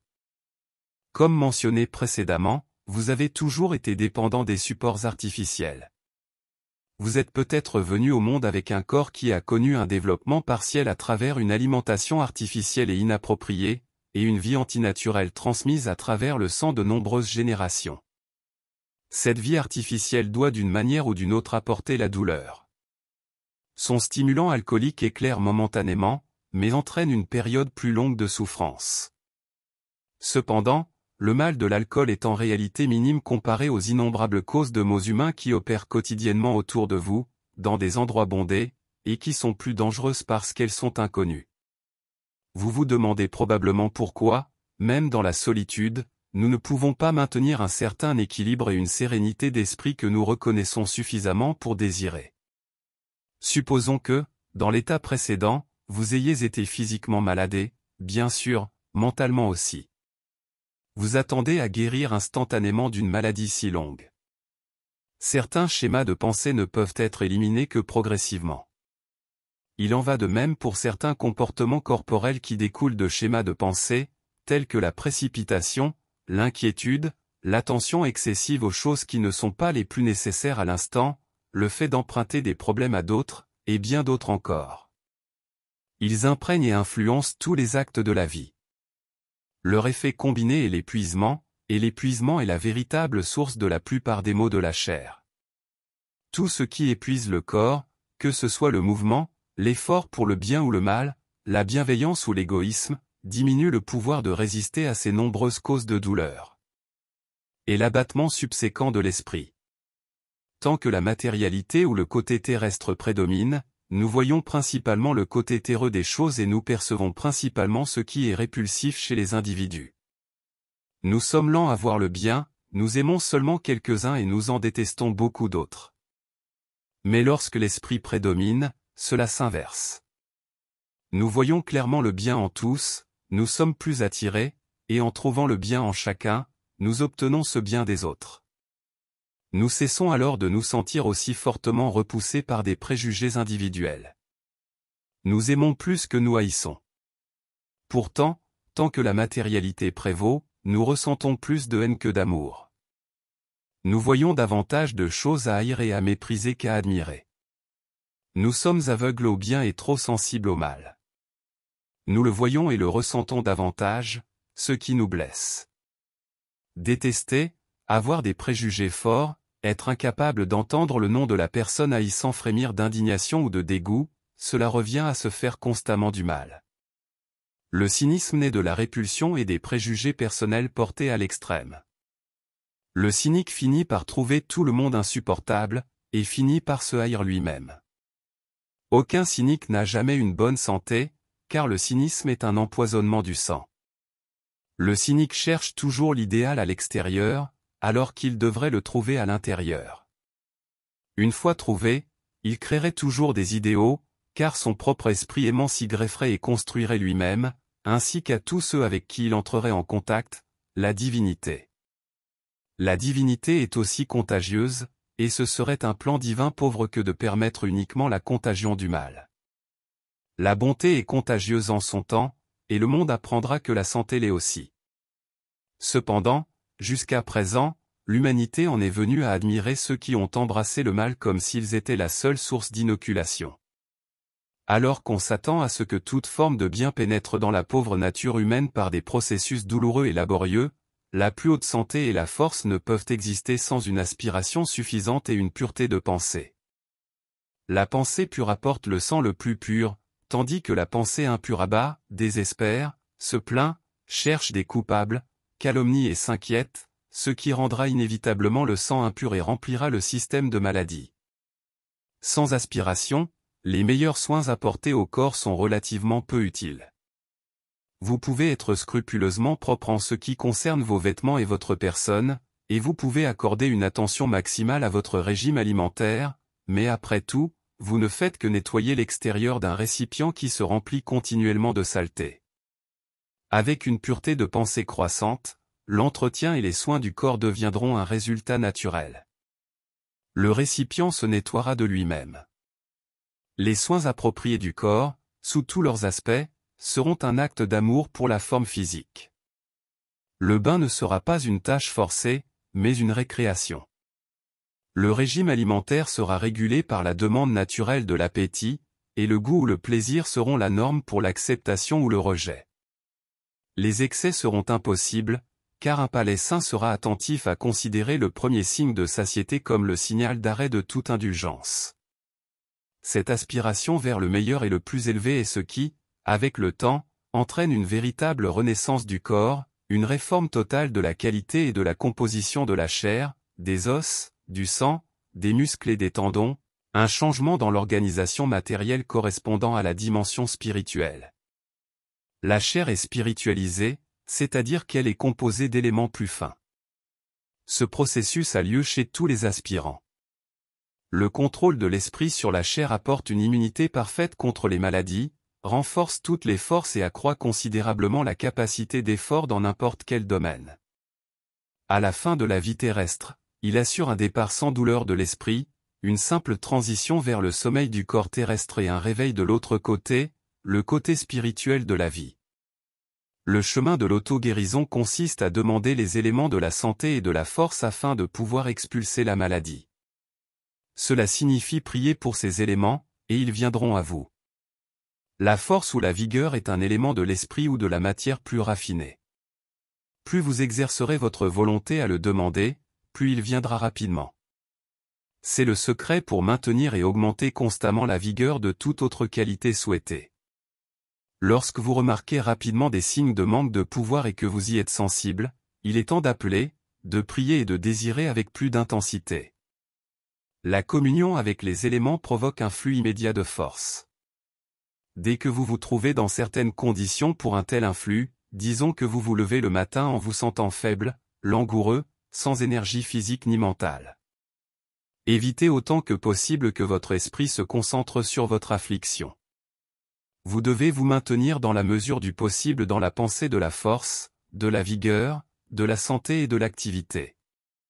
Construisez cet état d'esprit avec l'aide de symboles de force et de pouvoir de la nature, comme la tempête, la mer agitée et la majesté de l'océan, le soleil du matin se levant dans toute sa gloire pour revigorer l'homme, l'animal et la végétation.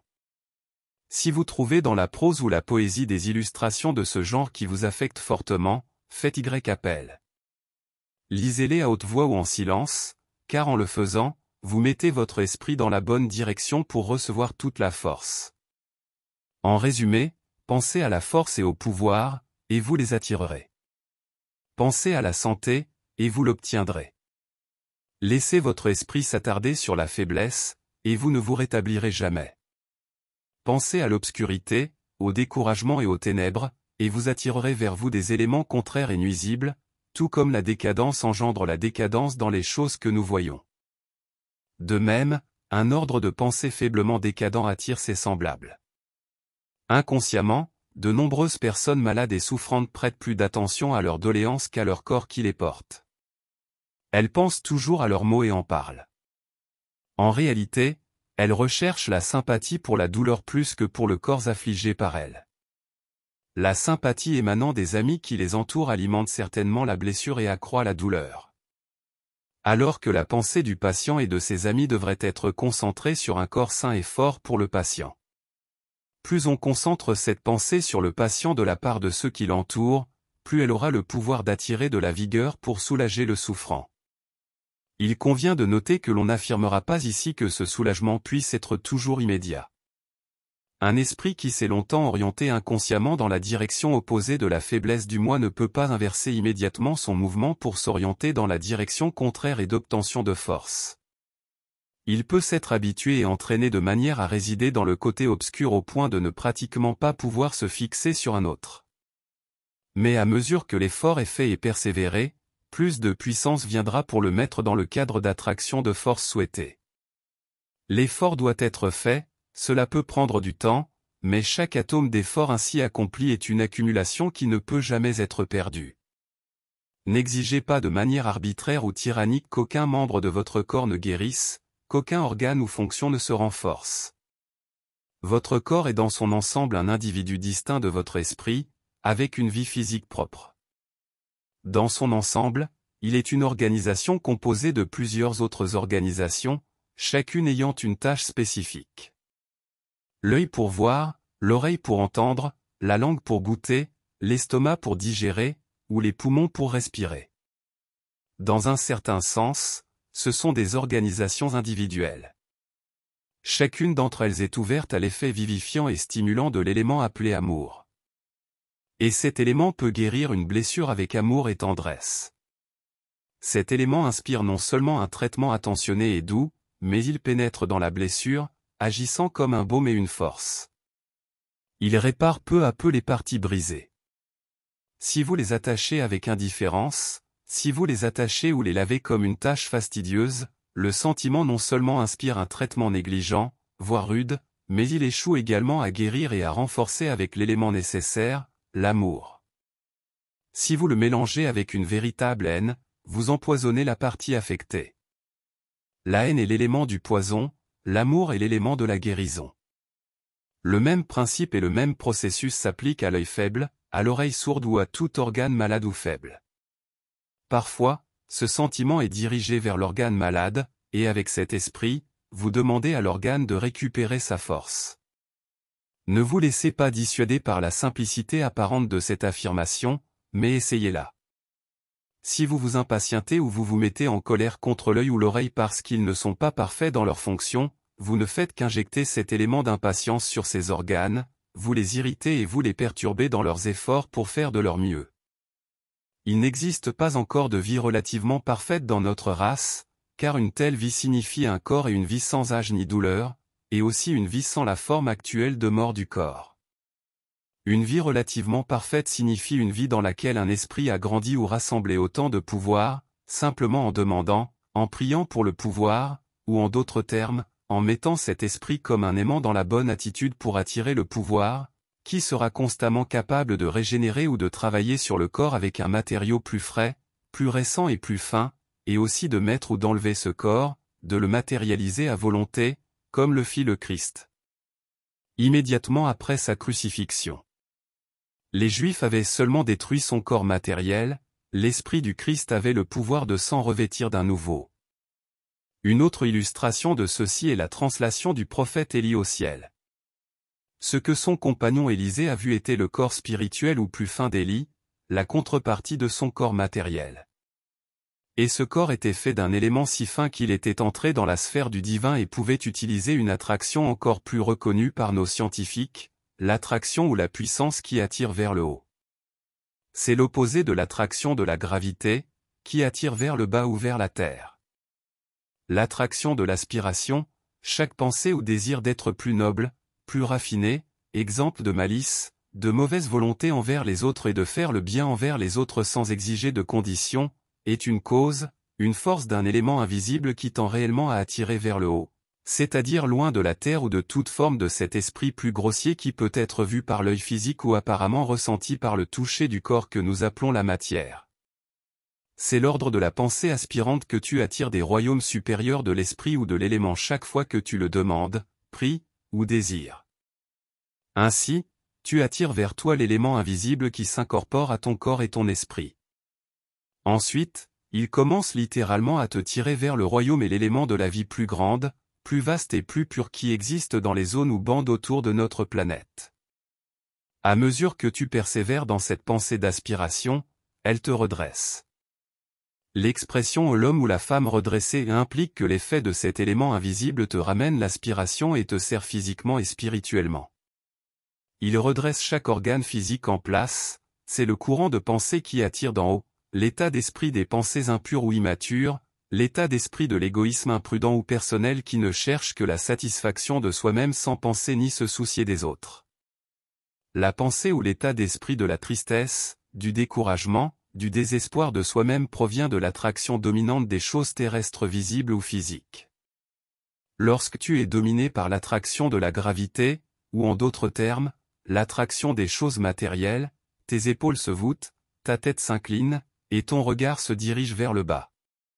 Ton cœur est également, d'une certaine manière, littéralement incliné par la douleur, l'inquiétude ou la colère, tout comme par une forme de pensée immature ou d'attraction provenant des choses visibles ou des formes les plus brutes de l'esprit.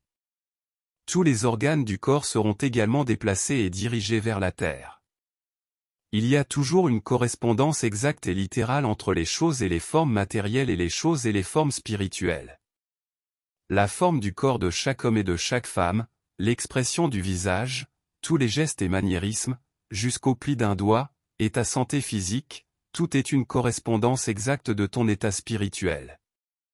En d'autres termes, l'état de ton esprit est une duplication dans la matière visible et dans le mouvement de ce à quoi tu penses dans la matière non visible. À mesure que l'attraction de l'aspiration te gouverne de plus en plus, le désir de devenir plus divin ou plus divin, et la détermination de conquérir tout mal en toi, grandiront. C'est la seule manière de conquérir tout mal en toi et à l'extérieur. Cela fera grandir ton corps de manière plus droite.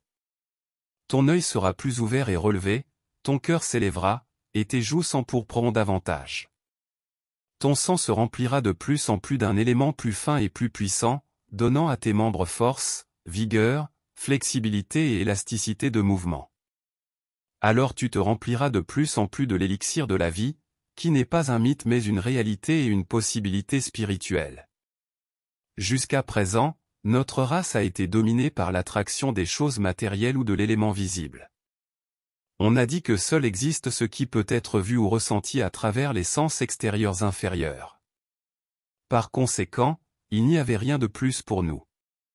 Un homme peut sembler avoir soif, entouré de sources d'eau fraîche, et s'il ne sait pas qu'elles existent, il n'y en a aucune pour lui. Notre condition a été similaire à celle de la race plus perfectionnée du futur. Sur cette planète, il n'y aura pas de mort douloureuse du corps comme actuellement. Toute mort douloureuse de ce type est le résultat direct du péché et de la transgression de la loi de la vie. La fin future du corps sera la naissance ou le développement d'un nouveau corps physique, pour lequel l'ancien servira de coquille ou d'enveloppe jusqu'à ce que le nouveau soit mûr et prêt à émerger, de manière similaire au développement de la chenille en papillon. De tels développements et transitions se produiront à des intervalles de plus en plus courts, jusqu'à ce que finalement l'esprit atteigne un tel pouvoir qu'il pourra vouloir et attirer instantanément un corps à partir des éléments environnants pour l'utiliser à sa guise dans cette strate de la vie. C'est la condition prévue par Paul lorsqu'il a dit « Ô mort, où est ton aiguillon ?»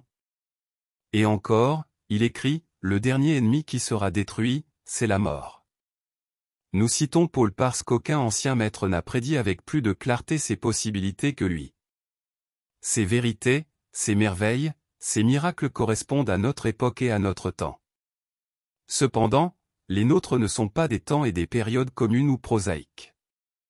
C'est notre manque de clarté qui peut faire paraître notre époque vulgaire. Nous vivons entourés des mêmes éléments et nous possédons les mêmes pouvoirs en plus ou moins grande mesure.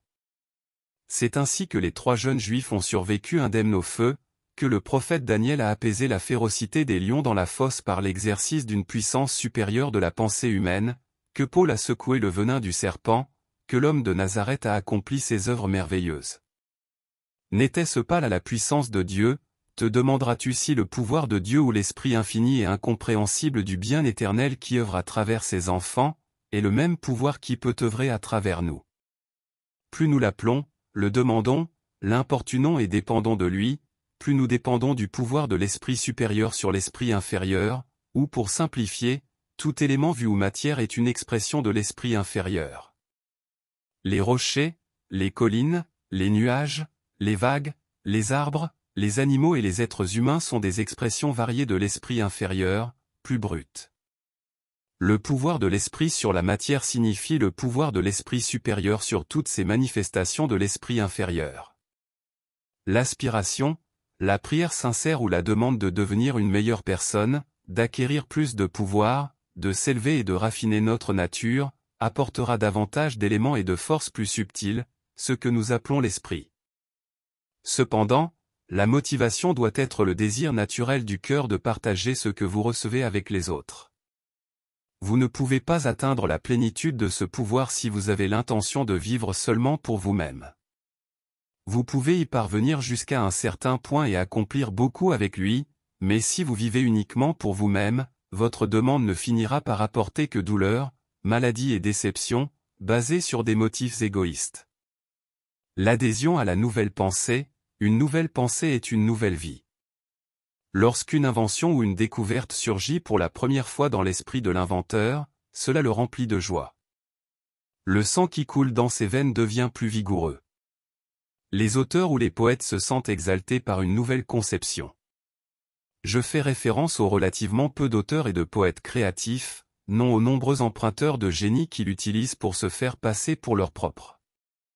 De bonnes nouvelles, comme nous les appelons, dans une période de mélancolie, de dépression ou de découragement, la réalisation possible d'un espoir, l'élimination d'un mal, d'un danger, ne sont que des pensées, des images mentales de ce que nous désirons. Ce n'est pas la chose elle-même, mais cela apporte de la force à tout le corps. Un spectacle divertissant, un drame parfaitement interprété qui capte toute l'attention, une entrevue avec quelqu'un pour qui nous ressentons une forte attraction, une activité, un exercice ou un art qui nous intéresse et nous fascine, tout cela est comme une nourriture et une nutrition, un stimulant pour le corps. Dans l'absorption ou l'excitation du moment, la faim de la nourriture matérielle peut disparaître ou être oubliée. L'homme ne vit pas seulement de pain, mais nos natures réclament toujours de nouveaux aliments pour la pensée. La pièce de théâtre, aussi charmante soit-elle lorsqu'on la voit pour la première fois, peut devenir ennuyeuse par la répétition.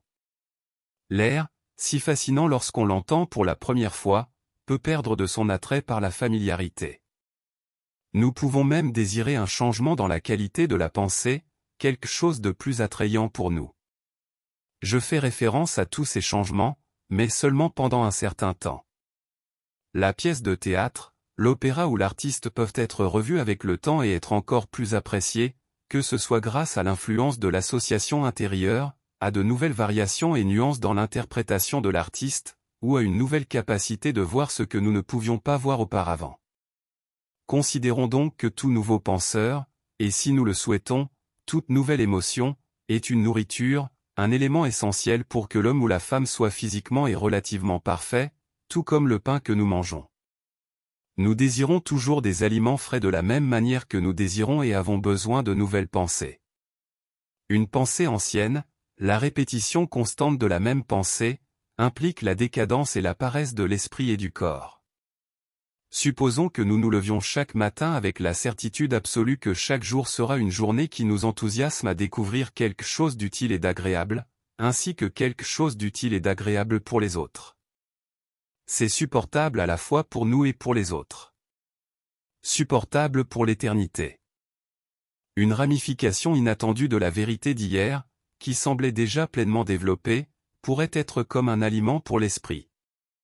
Cela nous dirait comment la vie peut être encore plus pleine de plaisirs véritables et inoffensifs. Certains des grands principes de la loi de la nature ont peut-être été reconnus pour la première fois dans des phénomènes considérés jusqu'à présent comme insignifiants, comme la chute d'une feuille ou le changement de couleur dû au gel automnal. Imaginez le plaisir d'un esprit ouvert et réceptif qui trouve aujourd'hui un argument en faveur de l'amélioration de la qualité presque désespérée d'hier. Une augmentation de la patience dans l'exécution du travail déconcertant, une augmentation du courage, une augmentation de la perception pour voir la beauté dans ce qui est passé inaperçu hier. Une augmentation du pouvoir de contrôler un appétit rebelle, une augmentation du pouvoir d'éloigner les pensées désagréables et donc nuisibles. Ces pensées encourageantes et stimulantes préservent la vie et la santé.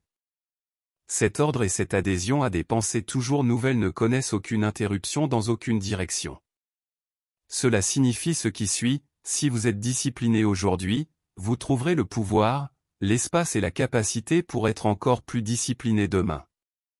Si votre dernier effort était dans la musique, la peinture, la composition, la performance, ou l'oratoire, votre plus grand triomphe vous donnera un moyen de le perfectionner davantage demain. Cela n'enlèvera rien à votre dernier effort. Ce sera simplement un ajout plus beau et plus délicat à un tableau déjà magnifique.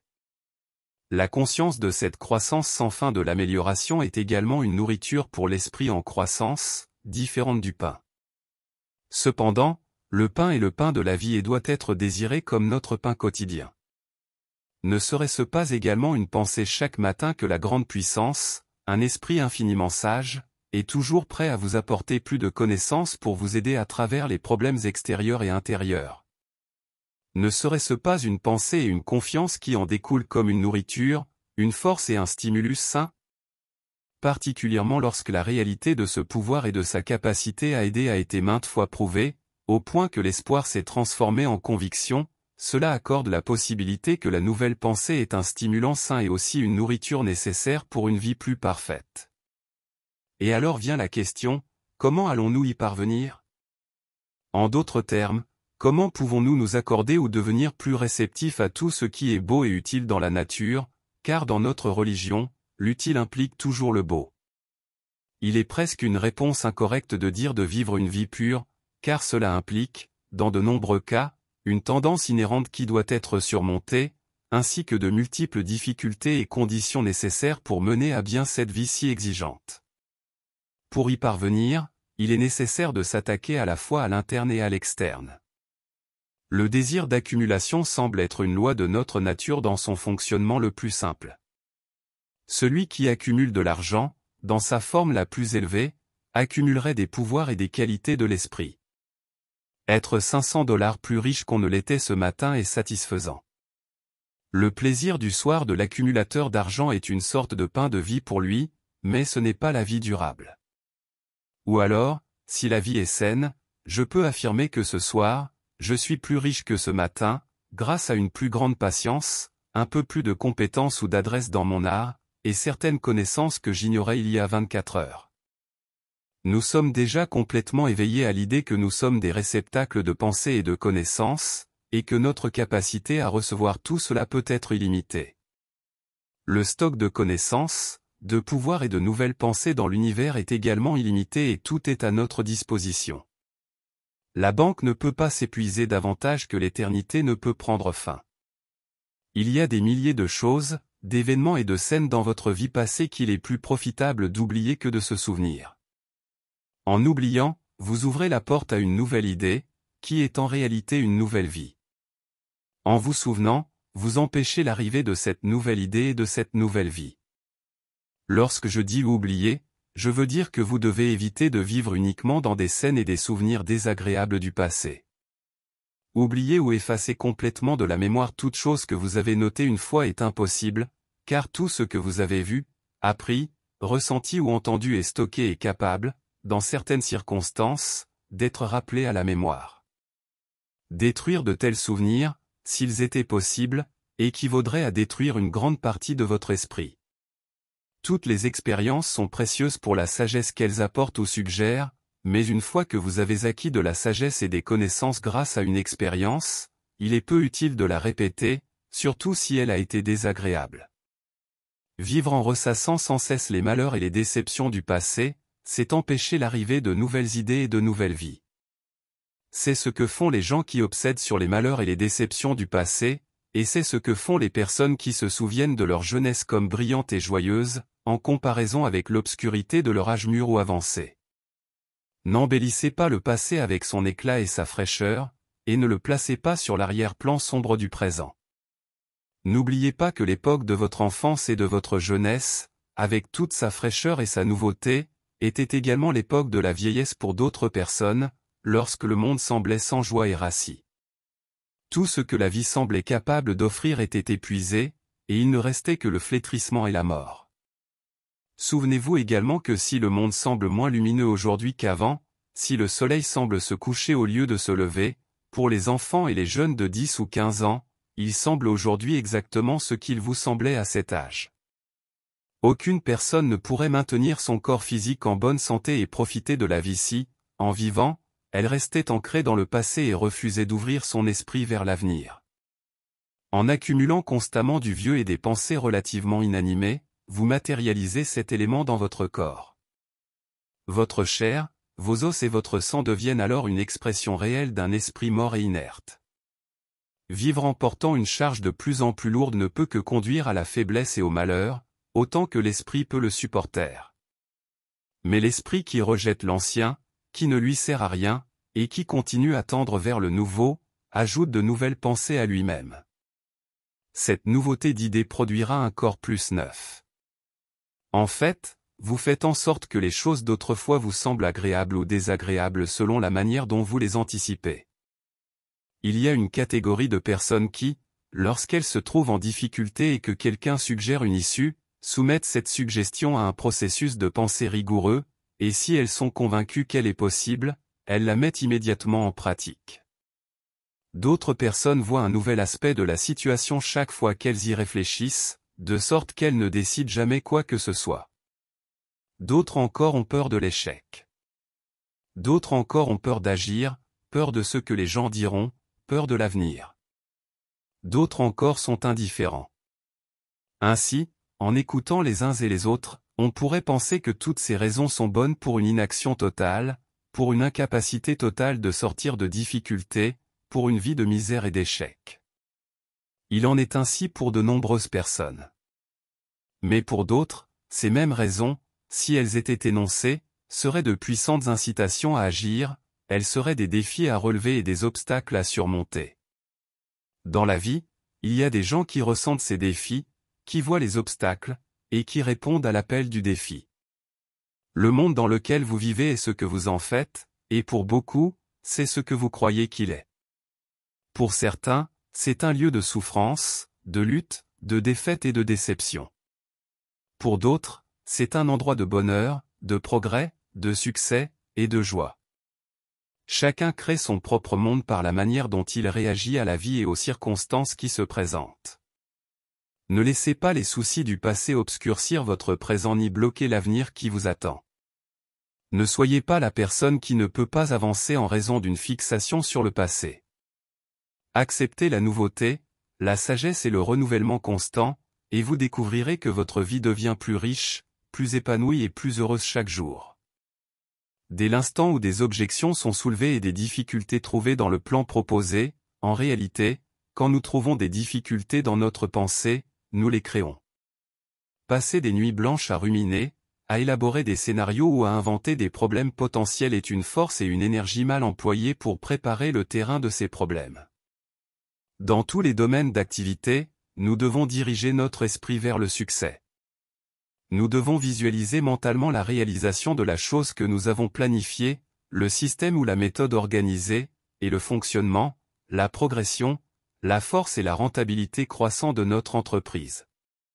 Consacrer du temps et de l'énergie à regarder en arrière et à revivre les problèmes ou les obstacles du passé, à partir de cette action mentale et vivante, c'est littéralement dépenser du temps et de l'énergie à saboter notre entreprise ou à créer des obstacles pour nous-mêmes. Oublier ce qui est derrière et continuer à progresser avec ce qui est devant est un principe qui a de nombreuses applications pratiques.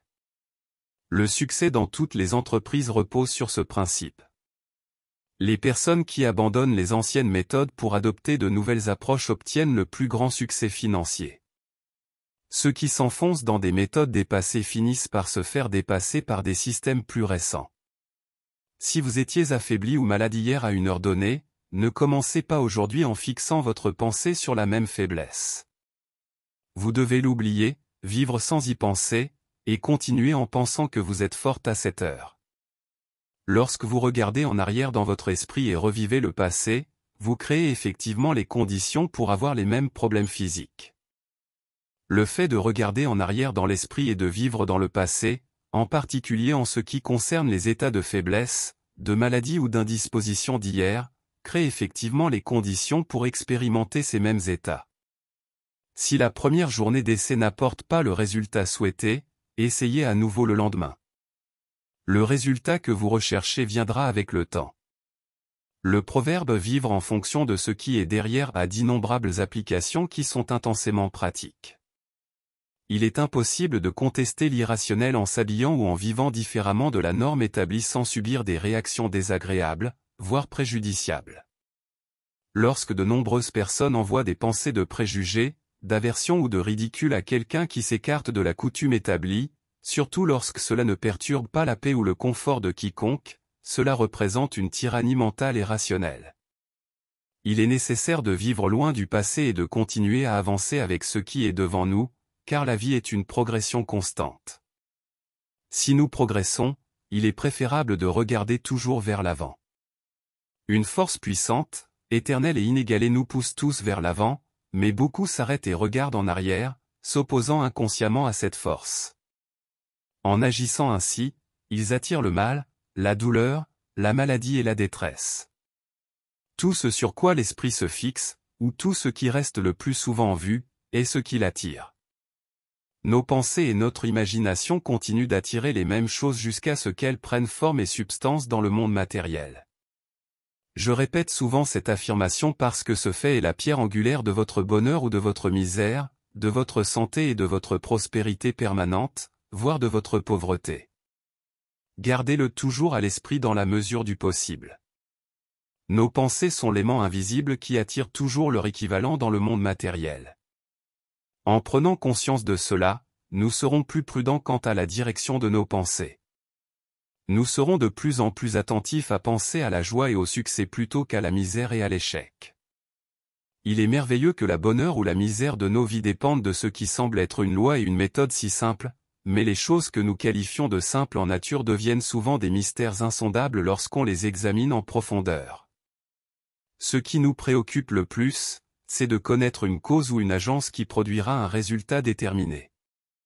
Lorsque nous réalisons que nous pouvons penser, et que nous le faisons, en ce qui concerne notre santé, notre richesse et notre position, nous réalisons également que nous avons trouvé en nous-mêmes une perle de grand prix. Nous nous empressons de dire à notre voisin qu'il peut chercher et trouver cette perle et ce pouvoir en lui aussi, car personne ne s'appauvrit en trouvant ce qui ne peut appartenir qu'à lui, et tous deviennent plus riches et plus heureux à mesure que chacun trouve sa perle grâce au pouvoir qu'elle lui confère pour ajouter à la richesse et au bonheur en général. La vie est plus pleine de possibilités de plaisir que ce que l'on n'a jamais cru. La vie réelle signifie une maturité perpétuelle et toujours croissante. Elle signifie la préservation du corps physique afin qu'il puisse être utilisé dans cette strate de l'existence chaque fois que l'esprit le souhaite. Cela signifie la préservation de ce corps non seulement sans douleur ni maladie, mais aussi exempt de faiblesse et de décadence, ce que nous appelons le vieillissement, qui est en réalité l'usure de l'instrument utilisé par l'esprit par manque de connaissances pour toujours le récupérer et le régénérer. La vie signifie le développement en nous de pouvoir et de plaisir que la fiction dans ses plus hautes aspirations n'a jamais touché. Cela signifie une fraîcheur croissante, une perception et une réalisation croissante de tout ce qui est grand, merveilleux et beau dans l'univers.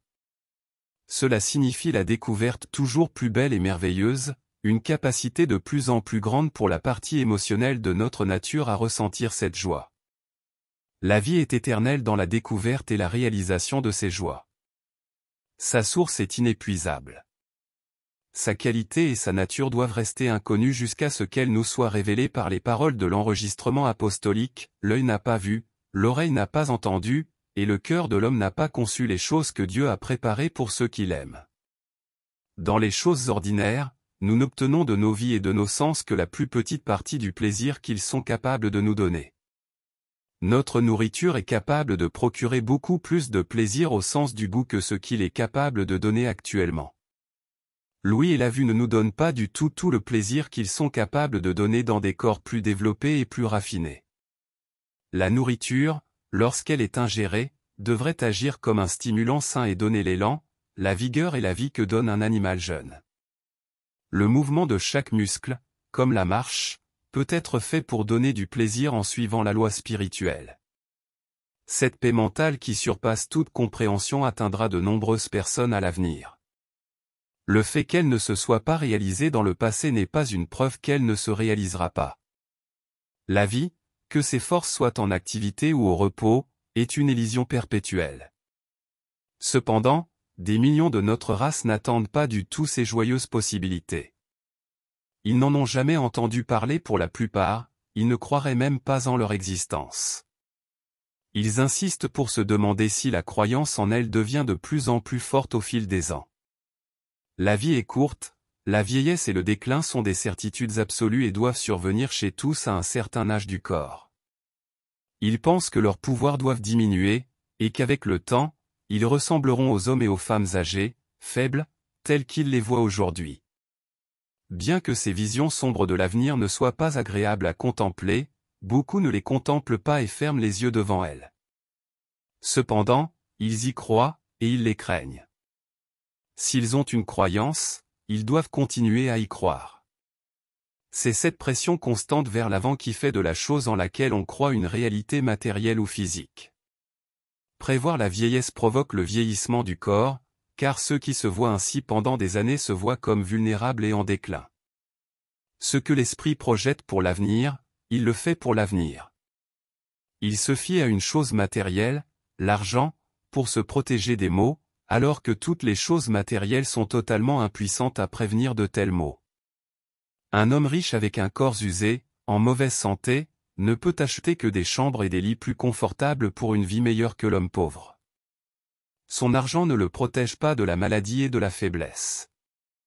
Il peut stimuler son appétit pour la nourriture la plus coûteuse, mais en cas de douleur et d'angoisse, l'empereur est tout à fait au même niveau que l'indigent.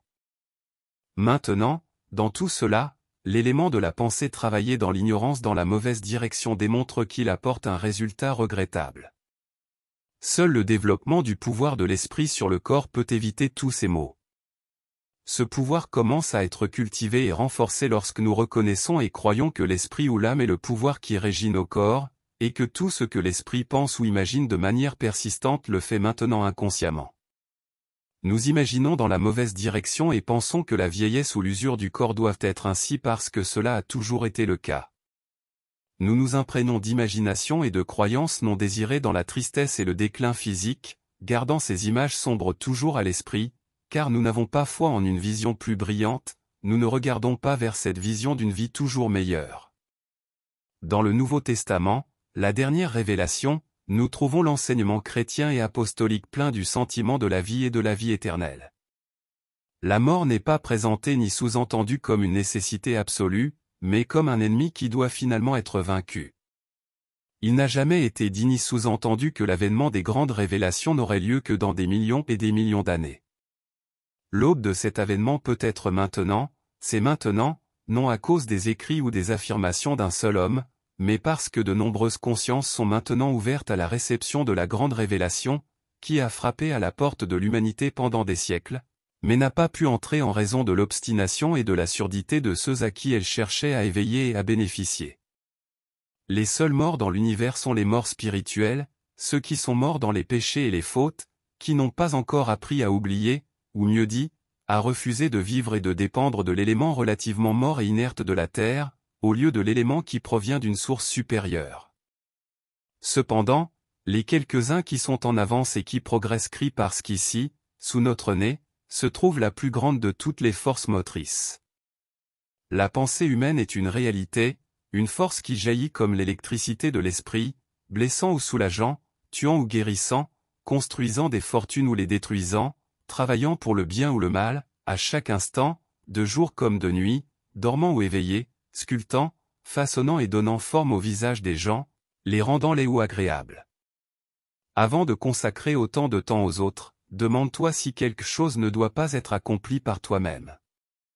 Si tu peux devenir une puissance vivante, ou si tu peux, aux côtés des autres, démontrer que la santé et la vigueur physique peuvent remplacer la vieillesse, que toute maladie peut être bannie du corps, que la richesse et les besoins matériels peuvent découler de lois et de méthodes qui ne sont généralement pas pratiquées, et que la vie n'est pas quelque chose de court, d'insatisfaisant et sans espoir, mais qu'elle est maintenant. tu ne feras pas de bien au monde 100 fois plus grand que si tu consacres ta pensée à nourrir quelques bouches affamées ou à soulager quelques besoins physiques des autres. Nos hommes les plus riches, nos dirigeants, nos hommes célèbres dans l'art, la science et la guerre, nos enseignants, nos ministres, nos plus grands succès, quel est le but? La faiblesse, la décadence et la maladie. Nos personnes les plus réfléchies admettent que lorsqu'elles ont appris quelque chose de la vie, il est temps de mourir. L'avis de décès des vivants est, dans le meilleur des cas, une excuse pour la fin insatisfaisante d'une vie humaine. L'humanité exige quelque chose de meilleur. Cette demande, ce cri, a grandi et grossi pendant de nombreux siècles. Nous devons toujours répondre à cette demande. Et maintenant, elle est en train d'être satisfaite, d'abord pour quelques-uns, puis pour beaucoup. Une nouvelle lumière, une nouvelle connaissance, de nouveaux résultats dans la vie humaine et tout ce qu'elle implique sont en train d'arriver sur cette terre.